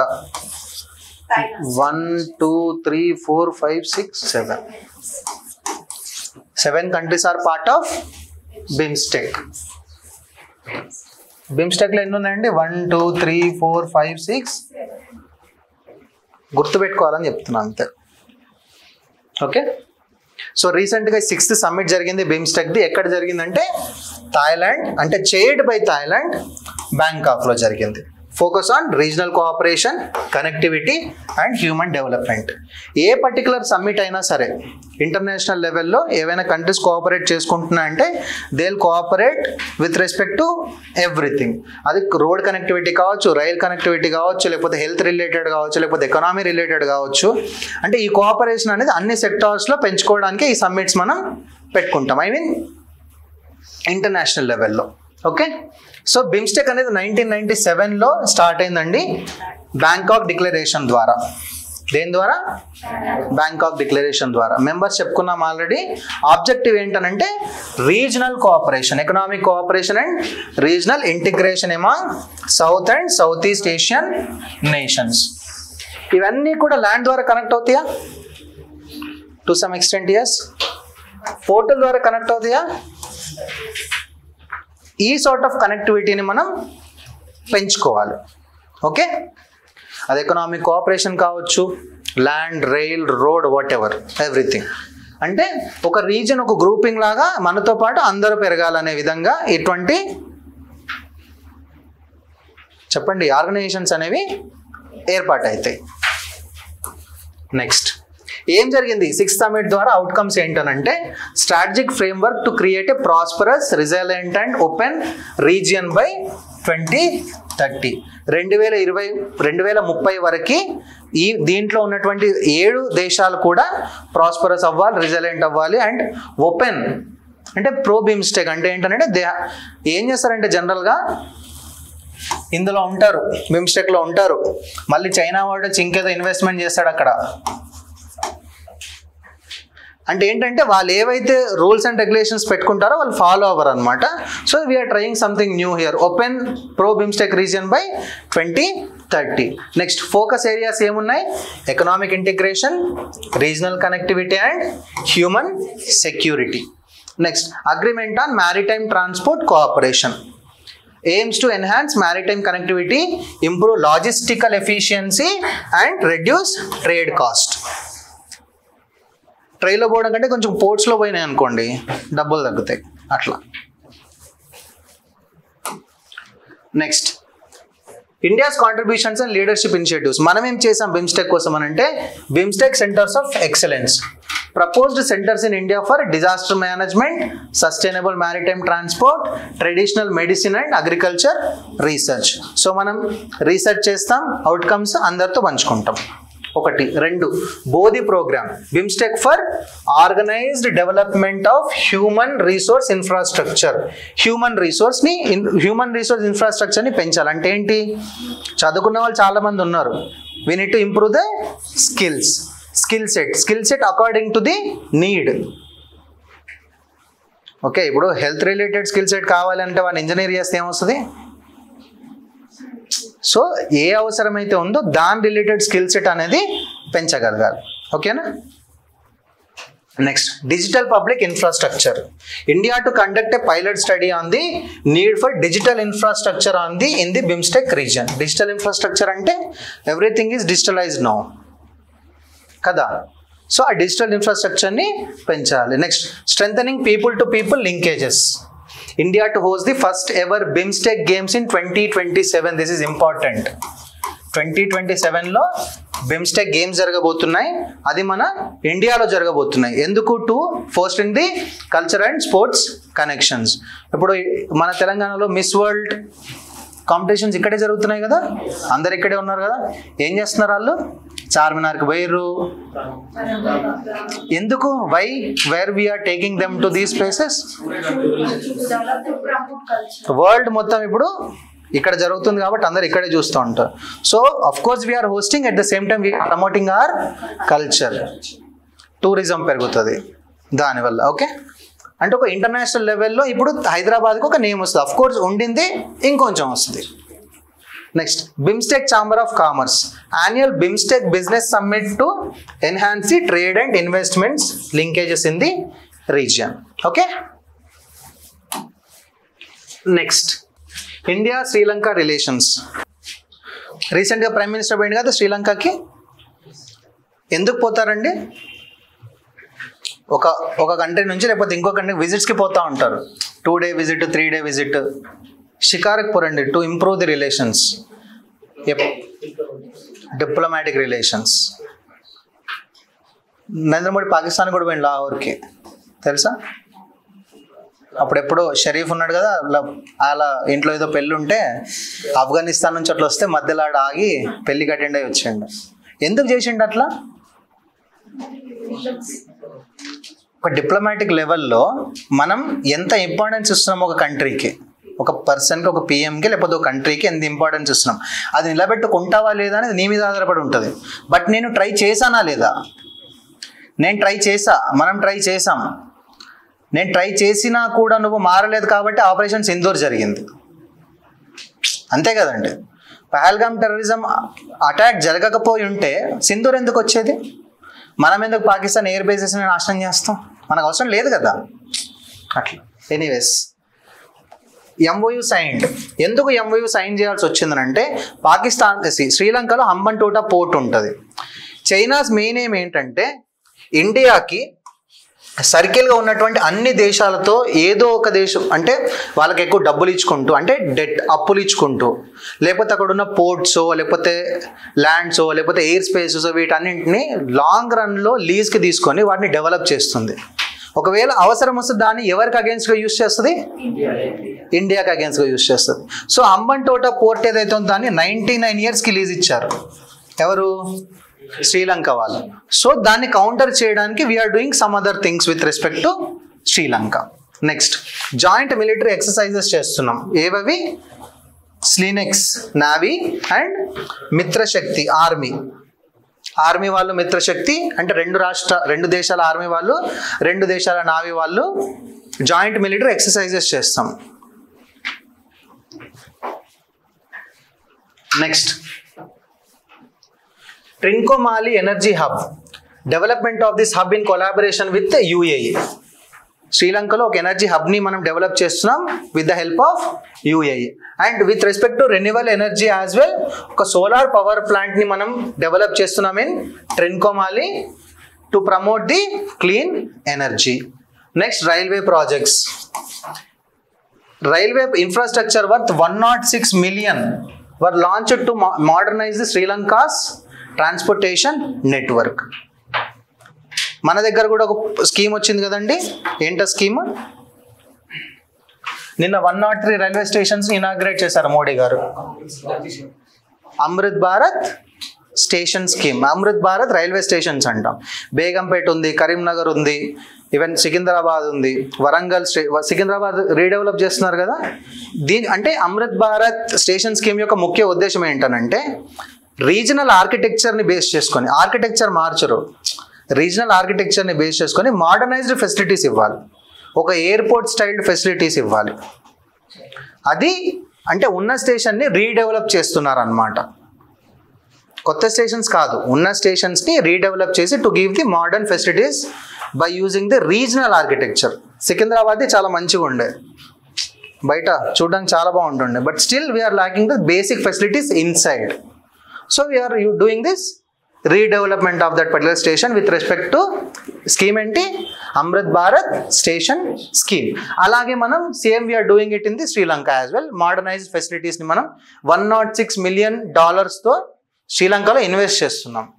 Next, debt relief measures.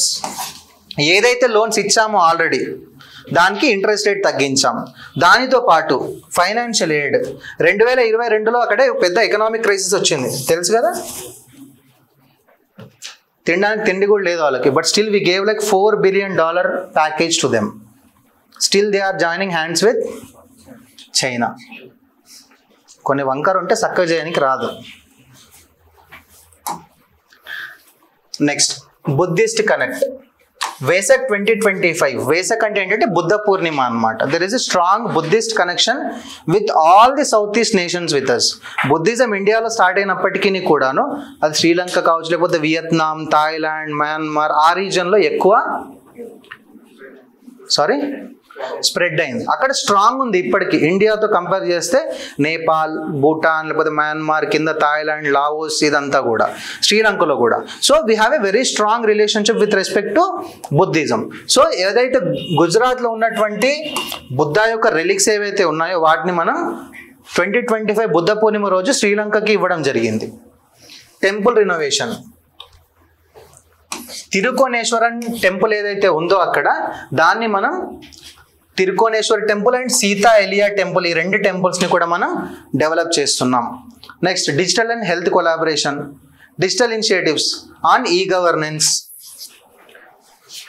Next health care sector to improve medical facilities and outreach programmes. ఏ country చూసుకున్నా కూడా same ఉంటాయండి. మీరు ఏ కంట్రీ చూసుకున్నా కోఆపరేషన్ ఏ రకంగా ఉంటుంది, హెల్త్, ఎడ్యుకేషన్, ట్రేడ్, లేకపోతే ఎకానమీ అనుకోండి, డిఫెన్స్ కోఆపరేషన్, వీటి మీదనే ఉంటుంది. కాకపోతే కొంచెం తేడా ఉంటుంది. అంటే ఈ 4-5 పాయింట్స్ మనం గుర్తుపెట్టుకోగలిగితే మనం ప్రతి కంట్రీకి సంబంధించిన ఆన్సర్ రాయొచ్చు. కాకపోతే ఏంటంటే కొంచెం పేర్లు పడాలి. ఏదో టెంపుల్ అన్నప్పుడు సరే తిరుకోనేశ్వరం టెంపుల్ అని నువ్వు రాసావు అనుకో, ఓకే వీడికి శ్రీలంకన్ పర్స్పెక్టివ్లో తెలుసు అని చెప్పి ఎగ్జామినర్ అనుకుని ఓ మార్క్ ఎక్కువ వేస్తాడు. జనరల్గా రాస్తే ఏంటంటే ఓ మార్క్ తక్కువ వస్తాను. క్లియర్ కదా అక్కడ వరకు? Inter parliamentary union. Inter parliamentary union అంటే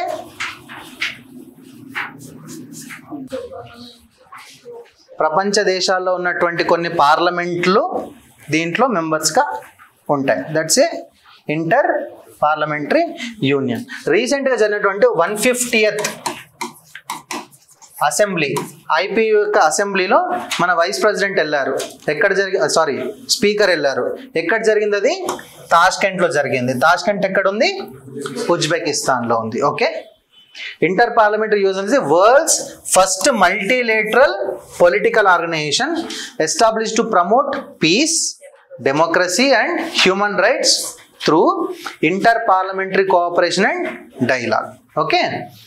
ఎక్కడ ఎస్టాబ్లిష్ అయింది అని అంటే ప్యారిస్లో 1889లో, బట్ దాని headquarters Geneva, Switzerland. Most of the international organisations యొక్క హెడ్ క్వార్టర్స్ జెనీవాలోనే ఉంటాయి. ఇప్పుడు జెనీవాలో ఉండేటివి గుర్తుపెట్టుకోకూడదు, జెనీవాలో లేనివి గుర్తుపెట్టుకోవాలి.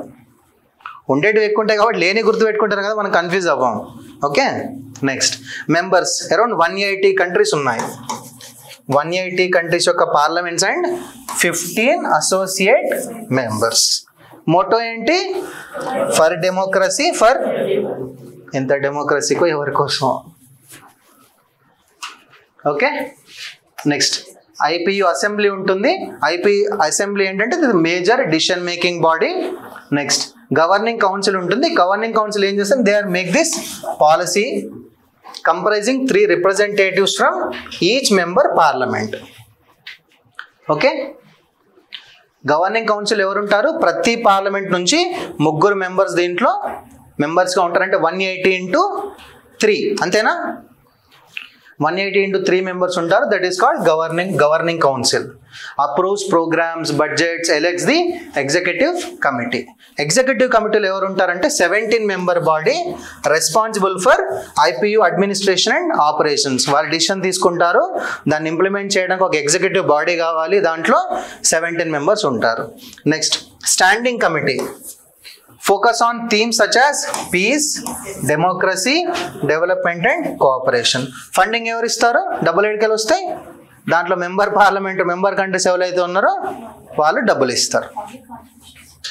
అమ్మా కూల్. అమల పీడిఎఫ్ వస్తుందమ్మా, మీ గ్రూప్లో వేస్తారు తెలుగుది. నెక్స్ట్ 10 years ఆఫ్ ప్రధానమంత్రి ముద్రా యోజన. 2014లో లాంచ్ చేసాం, 2025 10 సంవత్సరాలు అయింది. దీని యొక్క మేజర్ ఇంటెన్షన్ ఏంటండి? ఎవరికి ఇస్తారు? ఉమెన్స్కి, సెల్ఫ్ హెల్ప్ గ్రూప్స్, ఇంకా అంటే స్మాల్ సెక్టార్లో ఎవరైతే ఒక బిజినెస్ స్టార్ట్ చేయాలనుకుంటున్నారు, వాళ్ళు ఎవరైతే ఉన్నారో వాళ్ళకి వాళ్ళ ఐడియాని బట్టి దానికి కావాల్సిన ఇన్వెస్ట్మెంట్ ఎంతైతే కావాలో దాన్ని బట్టి ఇవ్వడం అనేది జరుగుతుంది. ఎవరిస్తారండి? Scheduled commercial banks, regional rural banks, NBFCs, non banking finance corporations, micro finance institutions, ఇవన్నీ కూడా through member lending institutions such as scheduled commercial bank అంటే ఇతర బ్యాంక్స్ అన్నీ కూడా ఈ ముద్రా యోజన కింద డబ్బులు ఇవ్వడం జరుగుతుంది. దీనికి నువ్వేం పెట్టాల్సిన పనిలే. కొలెటరల్ పెట్టాలి కదా, ఏదైనా తాకట్టు పెట్టాలి కదా, ఏం తాకట్టు పెట్టాల్సిన పని లేదు. నీ ఐడియా నచ్చింది అని అంటే ఇస్తారు. నీ ఐడియా ఏముంది, దానికి ఇంప్లిమెంటేషన్ ఎలా ఉంటుంది, దానికి కావాల్సిన బడ్జెట్ ఎంత, ఈ ఎస్టిమేట్స్ మనం ఇచ్చామంటే వాళ్ళు డబ్బులు ఇస్తారు. మళ్ళీ డబ్బులు ఇవ్వాలా వాళ్ళకి? ఇవ్వాలి. సో లోన్ కేటగిరీస్ ఉన్నాయి.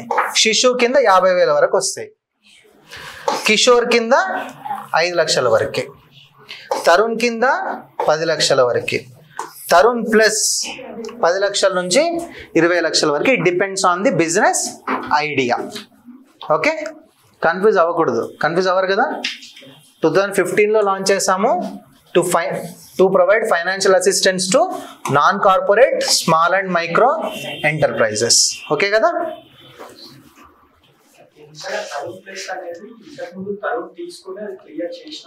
అంతే 2025 అవును, ట్రూ. అంటే ఇది ఉండేది కాదు యాక్చువల్గా ఈ ప్లస్. ఎప్పుడైతే నువ్వు తీసుకున్న లోన్ రిటర్న్ ఇస్తావో, ఏదైనా సరే, ఇప్పుడు మనం అగ్రికల్చర్ లోన్ తీసుకుంటాం, నువ్వు రెగ్యులర్గా కడుతున్నావు అంటే వాడు 10 రూపాయలు ఎక్కువ ఇస్తాడు నెక్స్ట్ టైంకి. నువ్వు కట్టకపోతే ఏం చేస్తాడు? బ్యాంక్లో డబ్బులు పడగానే ఫస్ట్ అవి కట్ చేసుకుంటాడు. ఆ తర్వాతే వాడు మిగిలిన పైసలు ఇవ్వడానికి ఛాన్స్ ఉంటుంది. Same way so Tarun plus కూడా అంతే. ఎవరైతే బిజినెస్ వర్కౌట్ అయింది, నువ్వు రీపే చేయగలిగావో వాళ్ళకి ఇంకా అడిషనల్ హెల్ప్ కోసం, ఇంకా ఎంకరేజ్ చేయడం కోసం ఈ తరుణ్ ప్లస్ని అయితే తీసుకురావడం జరిగింది. You can get up to 20 lakh. Entrepreneurship revolution. Over 52 crore loans worth 32 lakh crore ఇచ్చారు అన్నమాట. ఎంత ఇచ్చారు? 52 crore loans ఇచ్చారు, worth 32.61 lakh crore. MSME lending has grown significantly, rising from 8.51 lakh crore in 14 to 27.25 lakh crore in 24, with projections to surpass 30 lakh crore by 2015. ఈ ఇయర్కి 30 లక్షల కోట్ల లోన్లు ఇచ్చే స్టేజ్కి పెరిగిపోయింది. Next, women empowerment. ఎవరైతే ఇన్ని లోన్స్ తీసుకున్నారో, మనకు 52 crore లోన్స్ ఇచ్చారు బ్యాంక్స్ అన్ని కలిపి, దీంట్లో 68% beneficiaries. This a good thing actually, కానీ అది ఎంతవరకు గ్రౌండ్ లెవెల్లో నిజం అనేది తెలియాలి. 60 to 8% of the beneficiaries are women. Next, financial inclusion. 50% of the accounts belong to SC, ST and OBC entrepreneurs. ఇప్పుడు ఎవరైతే బ్యాంక్ అకౌంట్ తీసుకుంటారు కదా, ఈ లోన్స్ ఎవరైతే గెట్ చేశారో దాంట్లో 68% ఉమెన్ ఉన్నారు. దాంట్లో చూసుకుంటే 50% ఎవరైతే లోన్ తీసుకున్న వాళ్ళు ఉన్నారో దాంట్లో SCలు, STలు అండ్ OBCలు ఎక్కువ మంది ఉన్నారు. And 11% beneficiary are from minority communities, reinforcing inclusive growth. Every one is included in it. మీరు చూస్తే 2014లో మోడీ వచ్చిన తర్వాత ప్రతి ఒక్కరికి 0 లిమిట్తో బ్యాంక్ అకౌంట్ ఇవ్వడం జరిగింది. ఎందుకు ఇచ్చారు? దాన్ని మనం ఫైనాన్షియల్ ఇంక్లూజన్ అంటాం. We have to get everyone in to this financial system. ఇప్పుడు ఊర్లలో ఉన్న వాళ్ళు కూడా ఫోన్ పేలు చేస్తారు. ఎందుకు చేసినారు అని అంటే 2014లో రాగలాలకి బ్యాంక్ అకౌంట్లు ఇచ్చినారు కాబట్టి. ఒకవేళ బ్యాంక్ అకౌంట్ లేకపోతే ఫోన్పే రాదు, బ్యాంక్ అకౌంట్ లేదంటే ఆధార్ కార్డ్ రాదు, దానికి ఫోన్ మనం నంబర్ లింక్ చేయము, లింక్ చేయకపోతే ఇప్పుడు ఫోన్పే రాదు. Like everything is online. దీని ద్వారా ఏమవుతుంది అని అంటే, ఒక వ్యక్తి ఒక 100 రూపాయలు నాకు తెలిసిన స్టార్టింగ్ స్టేజ్లో ఒక 100 రూపాయలు తీయాలంటే ATM పోయి తీయాల్సిందే. ఒక 100 రూపాయలు వేయాలంటే బ్యాంక్ లైన్లో నిలబడాల్సిందే. ఇప్పుడు it happens within seconds. అదే financial inclusion. Next, fourth phase of regional rural bank amalgamation. One state one regional rural bank. అంటే of course regional rural banks అంటే ఒక మేజర్ బ్యాంక్ ఉంటుంది, దాని యొక్క సబ్ బ్రాంచెస్ కాదు, కానీ దాంట్లోనే ఒక వేరే పార్ట్ కింద, అంటే ఒక బ్యాంక్ ఏదైతే ఉందో దాంట్లో సబ్ బ్యాంక్స్ కింద ఉంటాయి. ఇవి కోఆపరేటివ్ సెక్టర్లో, ఇప్పుడు తెలంగాణ గ్రామీణ బ్యాంక్ ఉంది, లేకపోతే సమ్ కోఆపరేటివ్ బ్యాంక్స్ ఉంటాయి. వాటి యొక్క ముఖ్య ఉద్దేశం ఏంటి? రూరల్ లెవెల్స్లో అగ్రికల్చర్ కోసం డబ్బులు ఇవ్వడం, చిన్న చిన్న ఫైనాన్స్ కోసం డబ్బులు ఇవ్వడం, అవసరాల కోసం డబ్బులు ఇవ్వడం, ఇవన్నీ రూరల్ లెవెల్లో వర్క్ చేస్తాయి అన్నమాట. వాటిని మనం రీజనల్ రూరల్ బ్యాంక్స్ అంటాం. ఓకే, ఇవేంటనంటే చాలా ఉండేవి, బట్ మనం ఆ బ్యాంకుల్ని తగ్గిస్తున్నాం. ఇప్పుడు తెలంగాణ గ్రామీణ బ్యాంక్ అనేది ఉంది, అదేంటి 4 ఇతరత్ర గ్రామీణ బ్యాంకులు అన్నింటినీ మెర్జ్ చేసేసారు దాంట్లో. ఇప్పుడు ఆంధ్ర బ్యాంకును కూడా మెర్జ్ చేయడమే కదా, అంటే డిఫరెంట్ బ్యాంక్స్ని మెర్జ్ చేసేస్తున్నాం. So that one state one RRB లాగా ఒక ప్లాన్. ఇది 4th phase. Already 3 phases complete అయ్యాయి. We're in to the 4th phase of this amalgamation. Background చూసుకున్నట్టయితే వ్యాస్ కమిటీ యొక్క రికమెండేషన్స్ ఆధారంగా 2004-05లో ఈ అమాల్గమేషన్ అనేది స్టార్ట్ అయింది. Next, previous amalgamation phases reduced RRBs from 196 to 43. 196 regional rural banks ఉంటే వాటిని మెర్జ్ చేసి మనం 43కి తీసుకొచ్చాం. ఇప్పుడు 43ని మనం ఏం చేయబోతున్నాం? 1 స్టేట్ 1 ఆర్ఆర్బి. ఎన్ని రాష్ట్రాలు ఉన్నాయి? 28. ఏది యూటీస్తో కలిపా? ఓకే, సో ప్రతి రాష్ట్రానికి ఒక ఆర్ఆర్బి అనేది ఉండబోతుంది. So still we're reducing that particular count. ఎందుకు? To enhance the operational efficiency. Bank పనులు అవ్వాలంటే తొందరగా అవ్వని మనకు తెలుసు, because there are so many things to do inside. మనకు తెలుసు 3 o'clock బ్యాంక్ అయిపోతుంది అని చెప్పి, కానీ వాళ్ళు 6 వరకు ఉంటారు అకౌంట్ సెటిల్ చేయడానికి, 6-7 వరకు ఉంటారు. So to enhance this operational efficiency and promote rural financial inclusion. 10 వేరే బ్యాంకులు కాకుండా ఒకటేలాగా ఉంటే ఏంటంటే అందరినీ ఇంకా ఫైనాన్షియల్ ఇంక్లూజన్ అనేది ఎక్కువ పెరుగుతుంది అని చెప్పి. ఓకే కదా. నెక్స్ట్ ఒక యాక్ట్ ఉంది, రీజనల్ రూరల్ బ్యాంక్స్ యాక్ట్ 1976 ప్రకారం ఇదంతా చేయడం అనేది జరుగుతుంది. నెక్స్ట్, సో మనం అనుకుంటున్నాం consolidation ensures 1 RRB per state sponsored by a major public sector bank. ఒక మేజర్ పబ్లిక్ సెక్టార్ బ్యాంక్ ఉంటుంది, వాళ్ళు వీటికి డబ్బులు స్పాన్సర్ చేస్తారు. ఎలా చేస్తారు అనంటే సెంట్రల్ గవర్నమెంట్ షేర్ 50% ఉంటుంది, స్టేట్ గవర్నమెంట్ 15%, ఆ పర్టికులర్ బ్యాంక్ షేర్ ఎంత ఉంటుంది? 35%. స్పాన్సర్ బ్యాంక్ ఎవరైతే ఉంటారో, so they are sponsoring the amount to the RRBs. Okay, for example Bihar Gramin bank will be formed by merging Dakshin Bihar Gramin bank, Uttar Bihar Gramin bank. దీని యొక్క మేజర్ బ్యాంక్ ఏంటి? Sponsor bank Punjab national bank. Confusion లేదు కదా ఇక్కడ? ఓకే, ఇప్పుడు ఫర్ ఎగ్జాంపుల్ తెలంగాణ గ్రామీణ బ్యాంక్ ఉంది. తెలంగాణ గ్రామీణ బ్యాంక్ యొక్క స్పాన్సర్ బ్యాంక్ ఏంటి? ఎస్బీఐ. ఓకే, మీకు తెలంగాణ గ్రామీణ బ్యాంక్ అకౌంట్ ఉందా ఎవరికైనా? లేదు. ఓకే, సో దీని యొక్క sponsor bank SBI. It works under SBI. అది రిపోర్ట్ చేస్తుంది ఎవరికి? ఎస్బీఐకి. అట్లా ఇప్పుడు టీజీబీకి పైసలు రావాలంటే ఎవరు ఇవ్వాలి? వాళ్ళకి వచ్చే దాంట్లో 35 రూపాయలు ఎస్బీఐ ఇస్తుంది, 15 రూపాయలు స్టేట్ గవర్నమెంట్, 50 రూపాయలు అట్లా. ఇప్పుడు లోన్ మాఫీ అనింది. లోన్ మాఫీ ఎట్లా చేస్తారు? సెంట్రల్ గవర్నమెంట్ పైసలు ఇవ్వాలి, స్టేట్ గవర్నమెంట్ పైసలు ఇవ్వాలి. సెంట్రల్ గవర్నమెంట్ ఇస్తుంది, స్టేట్ ఇవ్వరు, దాని ద్వారా లోన్ మాఫీ అవ్వదు. అంతే. 10 రూపాయలు వచ్చే దగ్గర 8 రూపాయలు వస్తాయి. ఈ 2 రూపాయల దగ్గర లోన్ మాఫీ అనేది ఆగిపోతుంది. అందరు ఇవ్వండి. Next, digital child abuse in the AI era. అవుతుందా చైల్డ్ అబ్యూజ్ అనేది? అవుతుందా? అవ్వట్లేదు. ఓకే, లైక్ అంటే different forms. Cyber bullying, online harassment, message చేయడం, అబ్యూజింగ్ మెసేజ్ చేయడము, లేకపోతే ఇంటిమిడేట్ చేయడము via social media messaging applications or gaming platforms. Next, exposure to inappropriate content. Inappropriate content అంటే అది పోర్నోగ్రఫీ కావచ్చు, లేకపోతే హార్మ్ఫుల్ మెటీరియల్ ఏదైనా కావచ్చు. Next online grooming. న్యూస్ చూసుంటారు కదా, ఇన్స్టాగ్రామ్లో ప్రేమించేసి వచ్చేసి పెళ్లి చేసేసుకున్నారని. చూస్తున్నారు లేదా? వేరే కంట్రీలో ఉన్న వాళ్ళు కూడా ఇన్స్టాగ్రామ్లో ప్రేమించేసుకుని ఇండియాకి వచ్చేసి పెళ్లి చేసుకుంటున్నారు. Online grooming.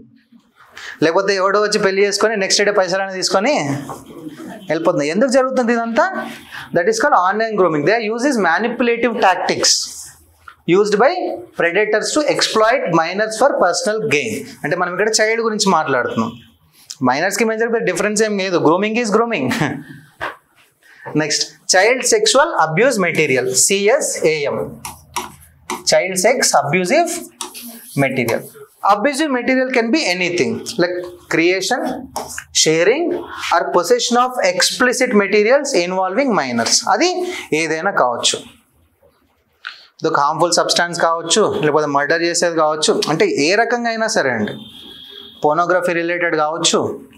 ఇవన్నీ కూడా సెక్షువల్ అబ్యూస్ కిందకే వస్తాయి, లేకపోతే చైల్డ్ అబ్యూస్ కిందకే వస్తాయి. Next identify theft and privacy infringements. Misuse of child's data for fraudulent purposes or malicious activities. Deep fake videos చూసారా? Deep fake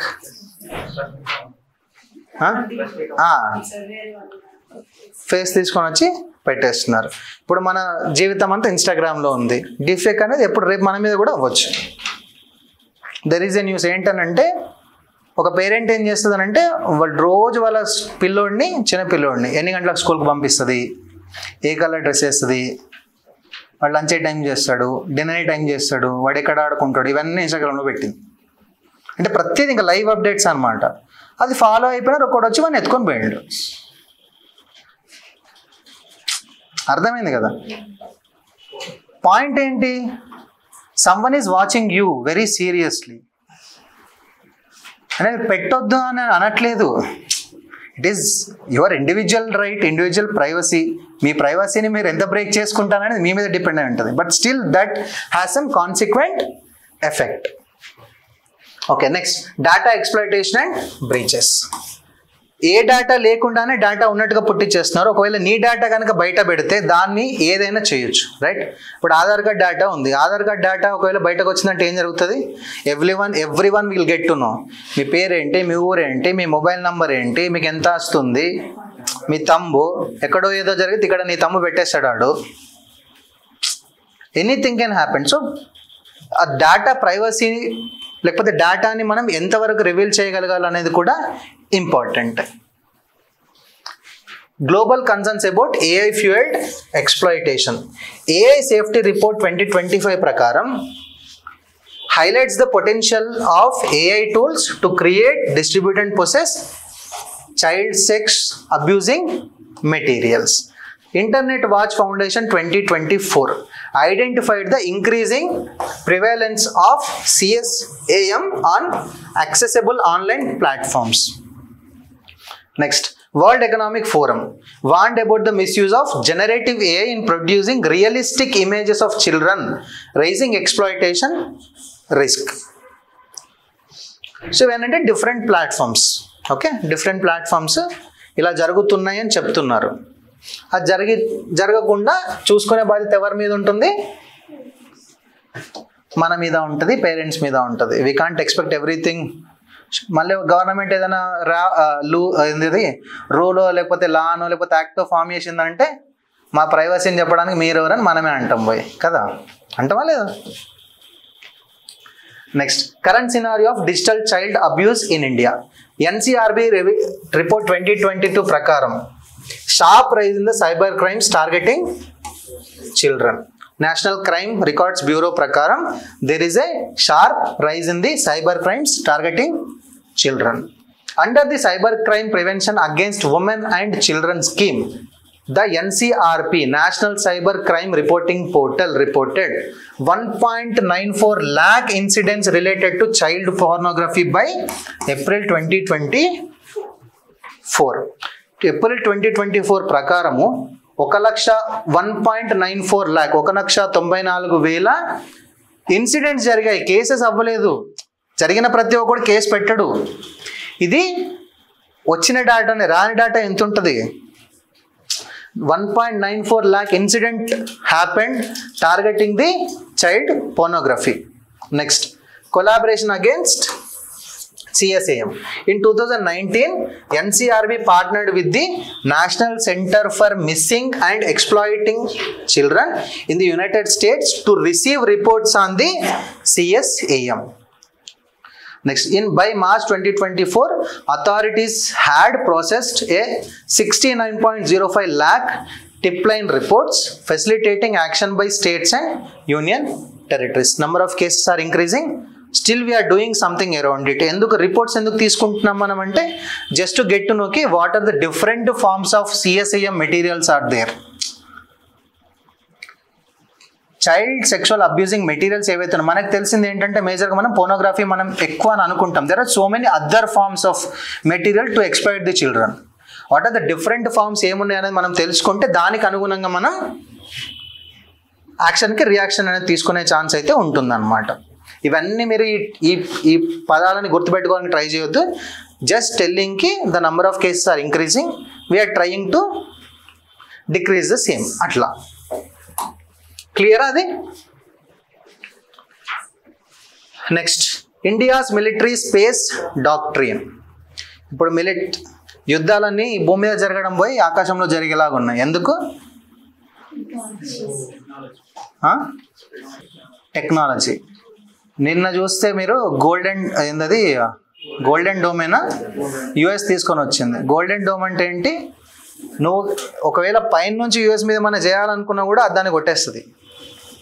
so we are taking this యుద్ధాన్ని to the space, అంతరిక్షంలో యుద్ధం. ఇప్పుడు అది ఉంటే దిస్ క్రూయిజ్ షిప్ మిజైల్ కావచ్చు, లేకపోతే what sort of missile, drones కావచ్చు, లేకపోతే యుఏవీస్ కావచ్చు, ఎన్ని మిజైల్ అయినా సరే కొట్టే సత్తా దానికి ఉంటుంది. అది ఐరన్ డోమ్ అని చెప్పి అఫ్కోర్స్ ఇజ్రాయిల్లో ఉండింది. దాన్ని ఇన్స్పిరేషన్గా తీసుకొని ఇప్పుడు మన ట్రంప్ మామ గోల్డెన్ డోమ్ తీసుకొని వచ్చిండు. So we are taking this war to the space. So we are also trying. మనం అంతా చేయట్లేదు, మన సేఫ్టీ అయితే మనం చూసుకోవాలి కదా. So we are trying to come up with this military space doctrine. Expected to be unveiled within next 2 to 3 months. ఎవరి ద్వారా వస్తుంది అని అంటే అది డిఫెన్స్ స్పేస్ ఏజెన్సీ ఈ మిలిటరీ స్పేస్ డాక్ట్రిన్ అయితే రూపొందించడం జరుగుతుంది. Aimed at defining the strategic role of space in national security. This doctrine is a step forward toward establishing a comprehensive national military space policy. Some other countries are doing something else. So మనం కూడా మన సెక్యూరిటీని చూసుకోవాలి కాబట్టి స్పేస్లో ఎటువంటి యుద్ధం జరిగే ఛాన్స్ ఉంది, ఒకవేళ మన మీదకి వస్తే మనం దాన్ని ఎట్లా తట్టుకోవాలి, దానికోసం మనం మిలిటరీ స్పేస్ డాక్ట్రిన్ అయితే మనం క్రియేట్ చేసుకుంటున్నాం. A satellite constellation for defense. 52 satellite constellations has been approved by the government for defense applications. Constellation అంటే కూటమి. 52 ఉపగ్రహాల కూటమిని ఈ దేని గురించి డిఫెన్స్ అప్లికేషన్స్ కోసం యూజ్ చేసుకోవడానికి అయితే సెంట్రల్ గవర్నమెంట్ అప్రూవ్ అయితే చేయడం జరిగింది. ఈ 52లో ఏంటంటే 31 శాటిలైట్స్ని ప్రైవేట్ ఎంటిటీస్ క్రియేట్ చేస్తారు విత్ కొలాబరేషన్ విత్ ఇస్రోతో కొలాబరేట్ చేసుకొని 31 శాటిలైట్స్ని ప్రైవేట్ ఎంటిటీస్ క్రియేట్ చేస్తారు. These satellites are design to strengthen India's intelligence, surveillance and reconnaissance capabilities. అంటే నిఘాని, సర్వేలెన్స్ అంటే ఏంటండి? నిఘానే కదా. సో నిఘా పెంచుకుంటున్నాం. Next, integrated satellite communication grid. The DSA working on an integrated satellite communication grid. The initiative seeks to overcome current limitations and enhance preparedness for future space operations. అంటే ఒక defence application కోసమే కాకుండా next మనం ఏదైతే future space related applications ఏవైతే చేస్తామో దాంట్లో కూడా మనం ఈ పర్టికులర్ గ్రిడ్ని, ఉపగ్రహ కూటమిని మనం ఏదైతే డిజైన్ చేసుకుంటున్నామో దీన్ని కూడా మనం యూజ్ చేసుకునే ఛాన్స్ అయితే ఉంటుంది. దానికోసమే వర్క్ చేస్తున్నారు. Okay, that's it. Next, Kavach. దేనికి కవచ్? రైల్వేస్కి. అంటే ఈ ట్రైన్ కొలిజన్స్ ఏవైతే ఉంటాయో దాన్ని రెడ్యూస్ చేయడానికి 4.0 వచ్చింది. Now we are into 5.0. ఎందుకు ఈ 4.0 5.0 ఇట్లా? అడ్వాన్స్ 4.0 సక్సెస్ అయింది, 4.0 సక్సెస్ అయింది. We are doing something else with respect to 5.0. ఏ రకంగా చేస్తున్నాం? Indigenous automatic train protection system developed in India to prevent train collisions by automatically activating the braking system if the loco pilot fail to act in time. ఎవరైతే loco pilot driver ఉన్నాడో వాడు ఆ particular టైంకి వాడు act చేయకపోయినా కూడా ఈ పర్టికులేషన్ ఏటీపీ సిస్టమ్ ద్వారా ఆటోమేటికల్లీ బ్రేక్స్ పడిపోతాయి. సో దట్ ఆ కొలిజన్ అనేది తగ్గిపోతుంది. సో కరెక్ట్ ఆ ట్రైన్స్ ఆ ప్లాట్ఫామ్ మీదనే లేకపోతే ఆ ట్రాక్ మీదనే వస్తుందని ఎట్ట తెలియాలి? There is some other things. Rapid frequency identification tags వాటి ట్రాక్ మీద పెడతారు. ట్రాక్ మీద పెట్టడం ద్వారా ఏంటనంటే accurate tracking of train positions. Tracks మీద పెట్టడం ద్వారా ట్రైన్ పొజిషన్ ఎలా ఉంది, ఏ ట్రాక్ మీద వస్తుందనే ఇన్ఫర్మేషన్ అనేది తెలుస్తుంది. Next optical fibre cable laid along railway tracks to ensure fast and reliable data transmission. దీన్ని ట్రాక్స్ మీద పెట్టడం ద్వారా మనకి కరెక్ట్గా రిలయబుల్ డేటా ఆన్ టైం అనేది రావడం జరుగుతుంది. సో దట్ మనం కొలిజన్ జరగకుండా చూసుకోవచ్చు. ఎందుకు తీసుకొని వచ్చాం? రీసెంట్గా ట్రైన్ కొలిజన్స్ చాలా జరిగాయి కదా, సో వాటిని మనం రెడ్యూస్ చేయగలగాలి. ఇదే అమ్మా ఈ రెండు ట్రాక్స్ మీద మనం కేబుల్స్ పెట్టి డేటాని రిలయబుల్ డేటాని మనం ఆన్ టైం తెచ్చుకుంటున్నాం. నెక్స్ట్ ఏంటంటే ట్యాగ్స్ పెడుతున్నాం. ట్యాగ్స్ పెట్టడం ద్వారా ఏంటనంటే మనకి ట్రైన్ పొజిషన్ అనేది అక్యురేట్గా తెలియడం జరుగుతుంది. ఉంది, దాన్ని అడ్వాన్స్డ్ వర్షన్ మనం ఇంకొంచెం. నెక్స్ట్ సిగ్నిఫికెన్స్ ఏంటి మన రైల్వేస్కి? We're 4th largest by running 65,000 kilometers of track. Next, by 2050, India is projected to account for 40% of global rail activity. Cool. Next, sustainable transportation. With its vast network, India Railways plays a pivotal role in promoting sustainable mobility, reducing carbon emissions, and supporting economic growth. And anyway, we are doing it. Modernize చేస్తున్నాం కాబట్టి మీకు చూసారా న్యూస్లో ticket లేకుండా ఇప్పుడు మనం railway స్టేషన్లోకి enter అవ్వడానికి కూడా లేదు ఓవర్ పీరియడ్ ఆఫ్ టైం. ఇప్పుడు మెట్రోలో ఏదైతే కార్డు పెట్టి లోపలికి పోతామో same system is coming in to railway stations. So ticket confirm అయితేనే you can enter in to the railway station. అంటే సో వీఆర్ డూయింగ్, అంటే ఇప్పుడు రైల్వే స్టేషన్స్ అంటే ఎవరు పడితే వాళ్ళు వచ్చి టికెట్ ఉన్నా లేకున్నా వాడు వెళ్ళిపోతాడు, రిజర్వేషన్ ఉన్నా లేకున్నా కూడా నీకు సీట్ దొరుకుతుంది అనే కన్ఫర్మేషన్ అయితే లేదు ఇప్పుడు. So we are doing some modern facilities in to the system. So దాని ద్వారా ఏంటనంటే ఒక ఎయిర్పోర్ట్ స్టైల్డ్ అట్మాస్ఫియర్ అనేది మనం రైల్వే స్టేషన్లో చూడొచ్చు. నెక్స్ట్ గురు తేజ్ బహదూర్ తెలుసా? అయినా మా ఊర్లో లేడంటారా? ఓకే, ఎనీవేస్ 18th April 2025 రోజు prime minister pay tributes Guru Tegh Bahadur on his birth anniversary. ఎక్కడ? ప్రకాష్ పురబ్లో, honouring his unparalleled sacrifice and teachings. Prakash Purab ఏంటనంటే అది commemorates the birth anniversary of Sikh Gurus, symbolizing spiritual enlightenment and knowledge. Next Tej Bahadur గురించి చెప్పాలంటే ఈయన 1621 21st April రోజున అమృత్సర్లో గురు Hargobind Singh 6th గురుకి, ఆ తర్వాత మాతా నాన్కీకి జన్మించడం అయితే జరిగింది. ఆ తర్వాత అతని నేమ్ యాక్చువల్గా త్యాగ్మాల్, ఆ తర్వాత సిక్ గురు అయిన తర్వాత ఆయన పేరు తేజ్ బహదూర్గా చేంజ్ చేసుకున్నారు. Okay, next trained in scriptures and martial arts, he displayed valor at 13 and later added 116 hymns, 116 శ్లోకాలు టు ది గురు గ్రంథ్ సాహిబ్. గురు గ్రంథ్ సాహిబ్ అంటే సిక్కుల యొక్క పవిత్ర గ్రంథం. దానికి ఆయన 116 శ్లోకాలని యాడ్ చేయడం జరిగింది. నెక్స్ట్ హీ ఆల్సో ఫౌండెడ్ చక్నాన్కి. చక్నాన్కి అనేది ఒక ప్రదేశం అన్నమాట. Now it's a part of Anandpur Sahib అంటే ఈయన దీన్ని చక్నాన్కీని ఫౌండ్ చేశారు సిటీని. Cheknanki holds historical significance as the birthplace of Khalsa, the brotherhood of Sikh warriors. It was here that Guru Gobind Singh established the Khalsa Panth during Vaisakhi. Khalsa Panth ante 5Ks with and army as well.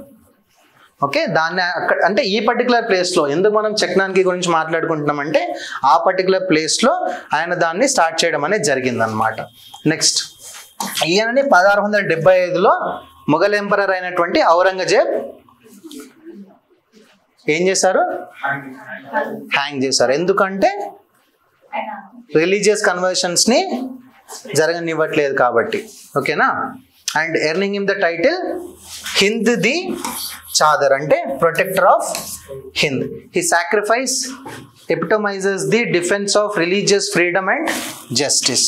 Religious conversions జరగకుండా, ఔరంగజేబ్ అనే వ్యక్తి religious conversions అయితే విపరీతంగా చేసినాడు, Mughal emperor కదా. So దాన్ని జరగకుండా ఆయన ఔరంగజేబ్ మీదకి యుద్ధానికి వెళ్ళాడు కాబట్టి ఆయనని హ్యాంగ్ చేయడం అనేది జరిగింది. అందుకే మనం ఆయనని ప్రొటెక్టర్ ఆఫ్ హింద్ అని పిలుస్తాం. ఈ మొత్తం సెషన్లో ఎన్ని మాట్లాడుకున్నాం మనం? 14 టాపిక్స్ కదా. ఎన్ని టాపిక్స్ అర్థమైనాయి? మీకు అర్థం కాలేదా? లేదు, సరే ఇప్పుడు అర్థం అవ్వలేదు. మళ్ళీ ఒకసారి ఆ మెటీరియల్ చూస్తే అర్థమవుతాయా? ఠీక్, nice. Thank you guys, all the best, bye bye.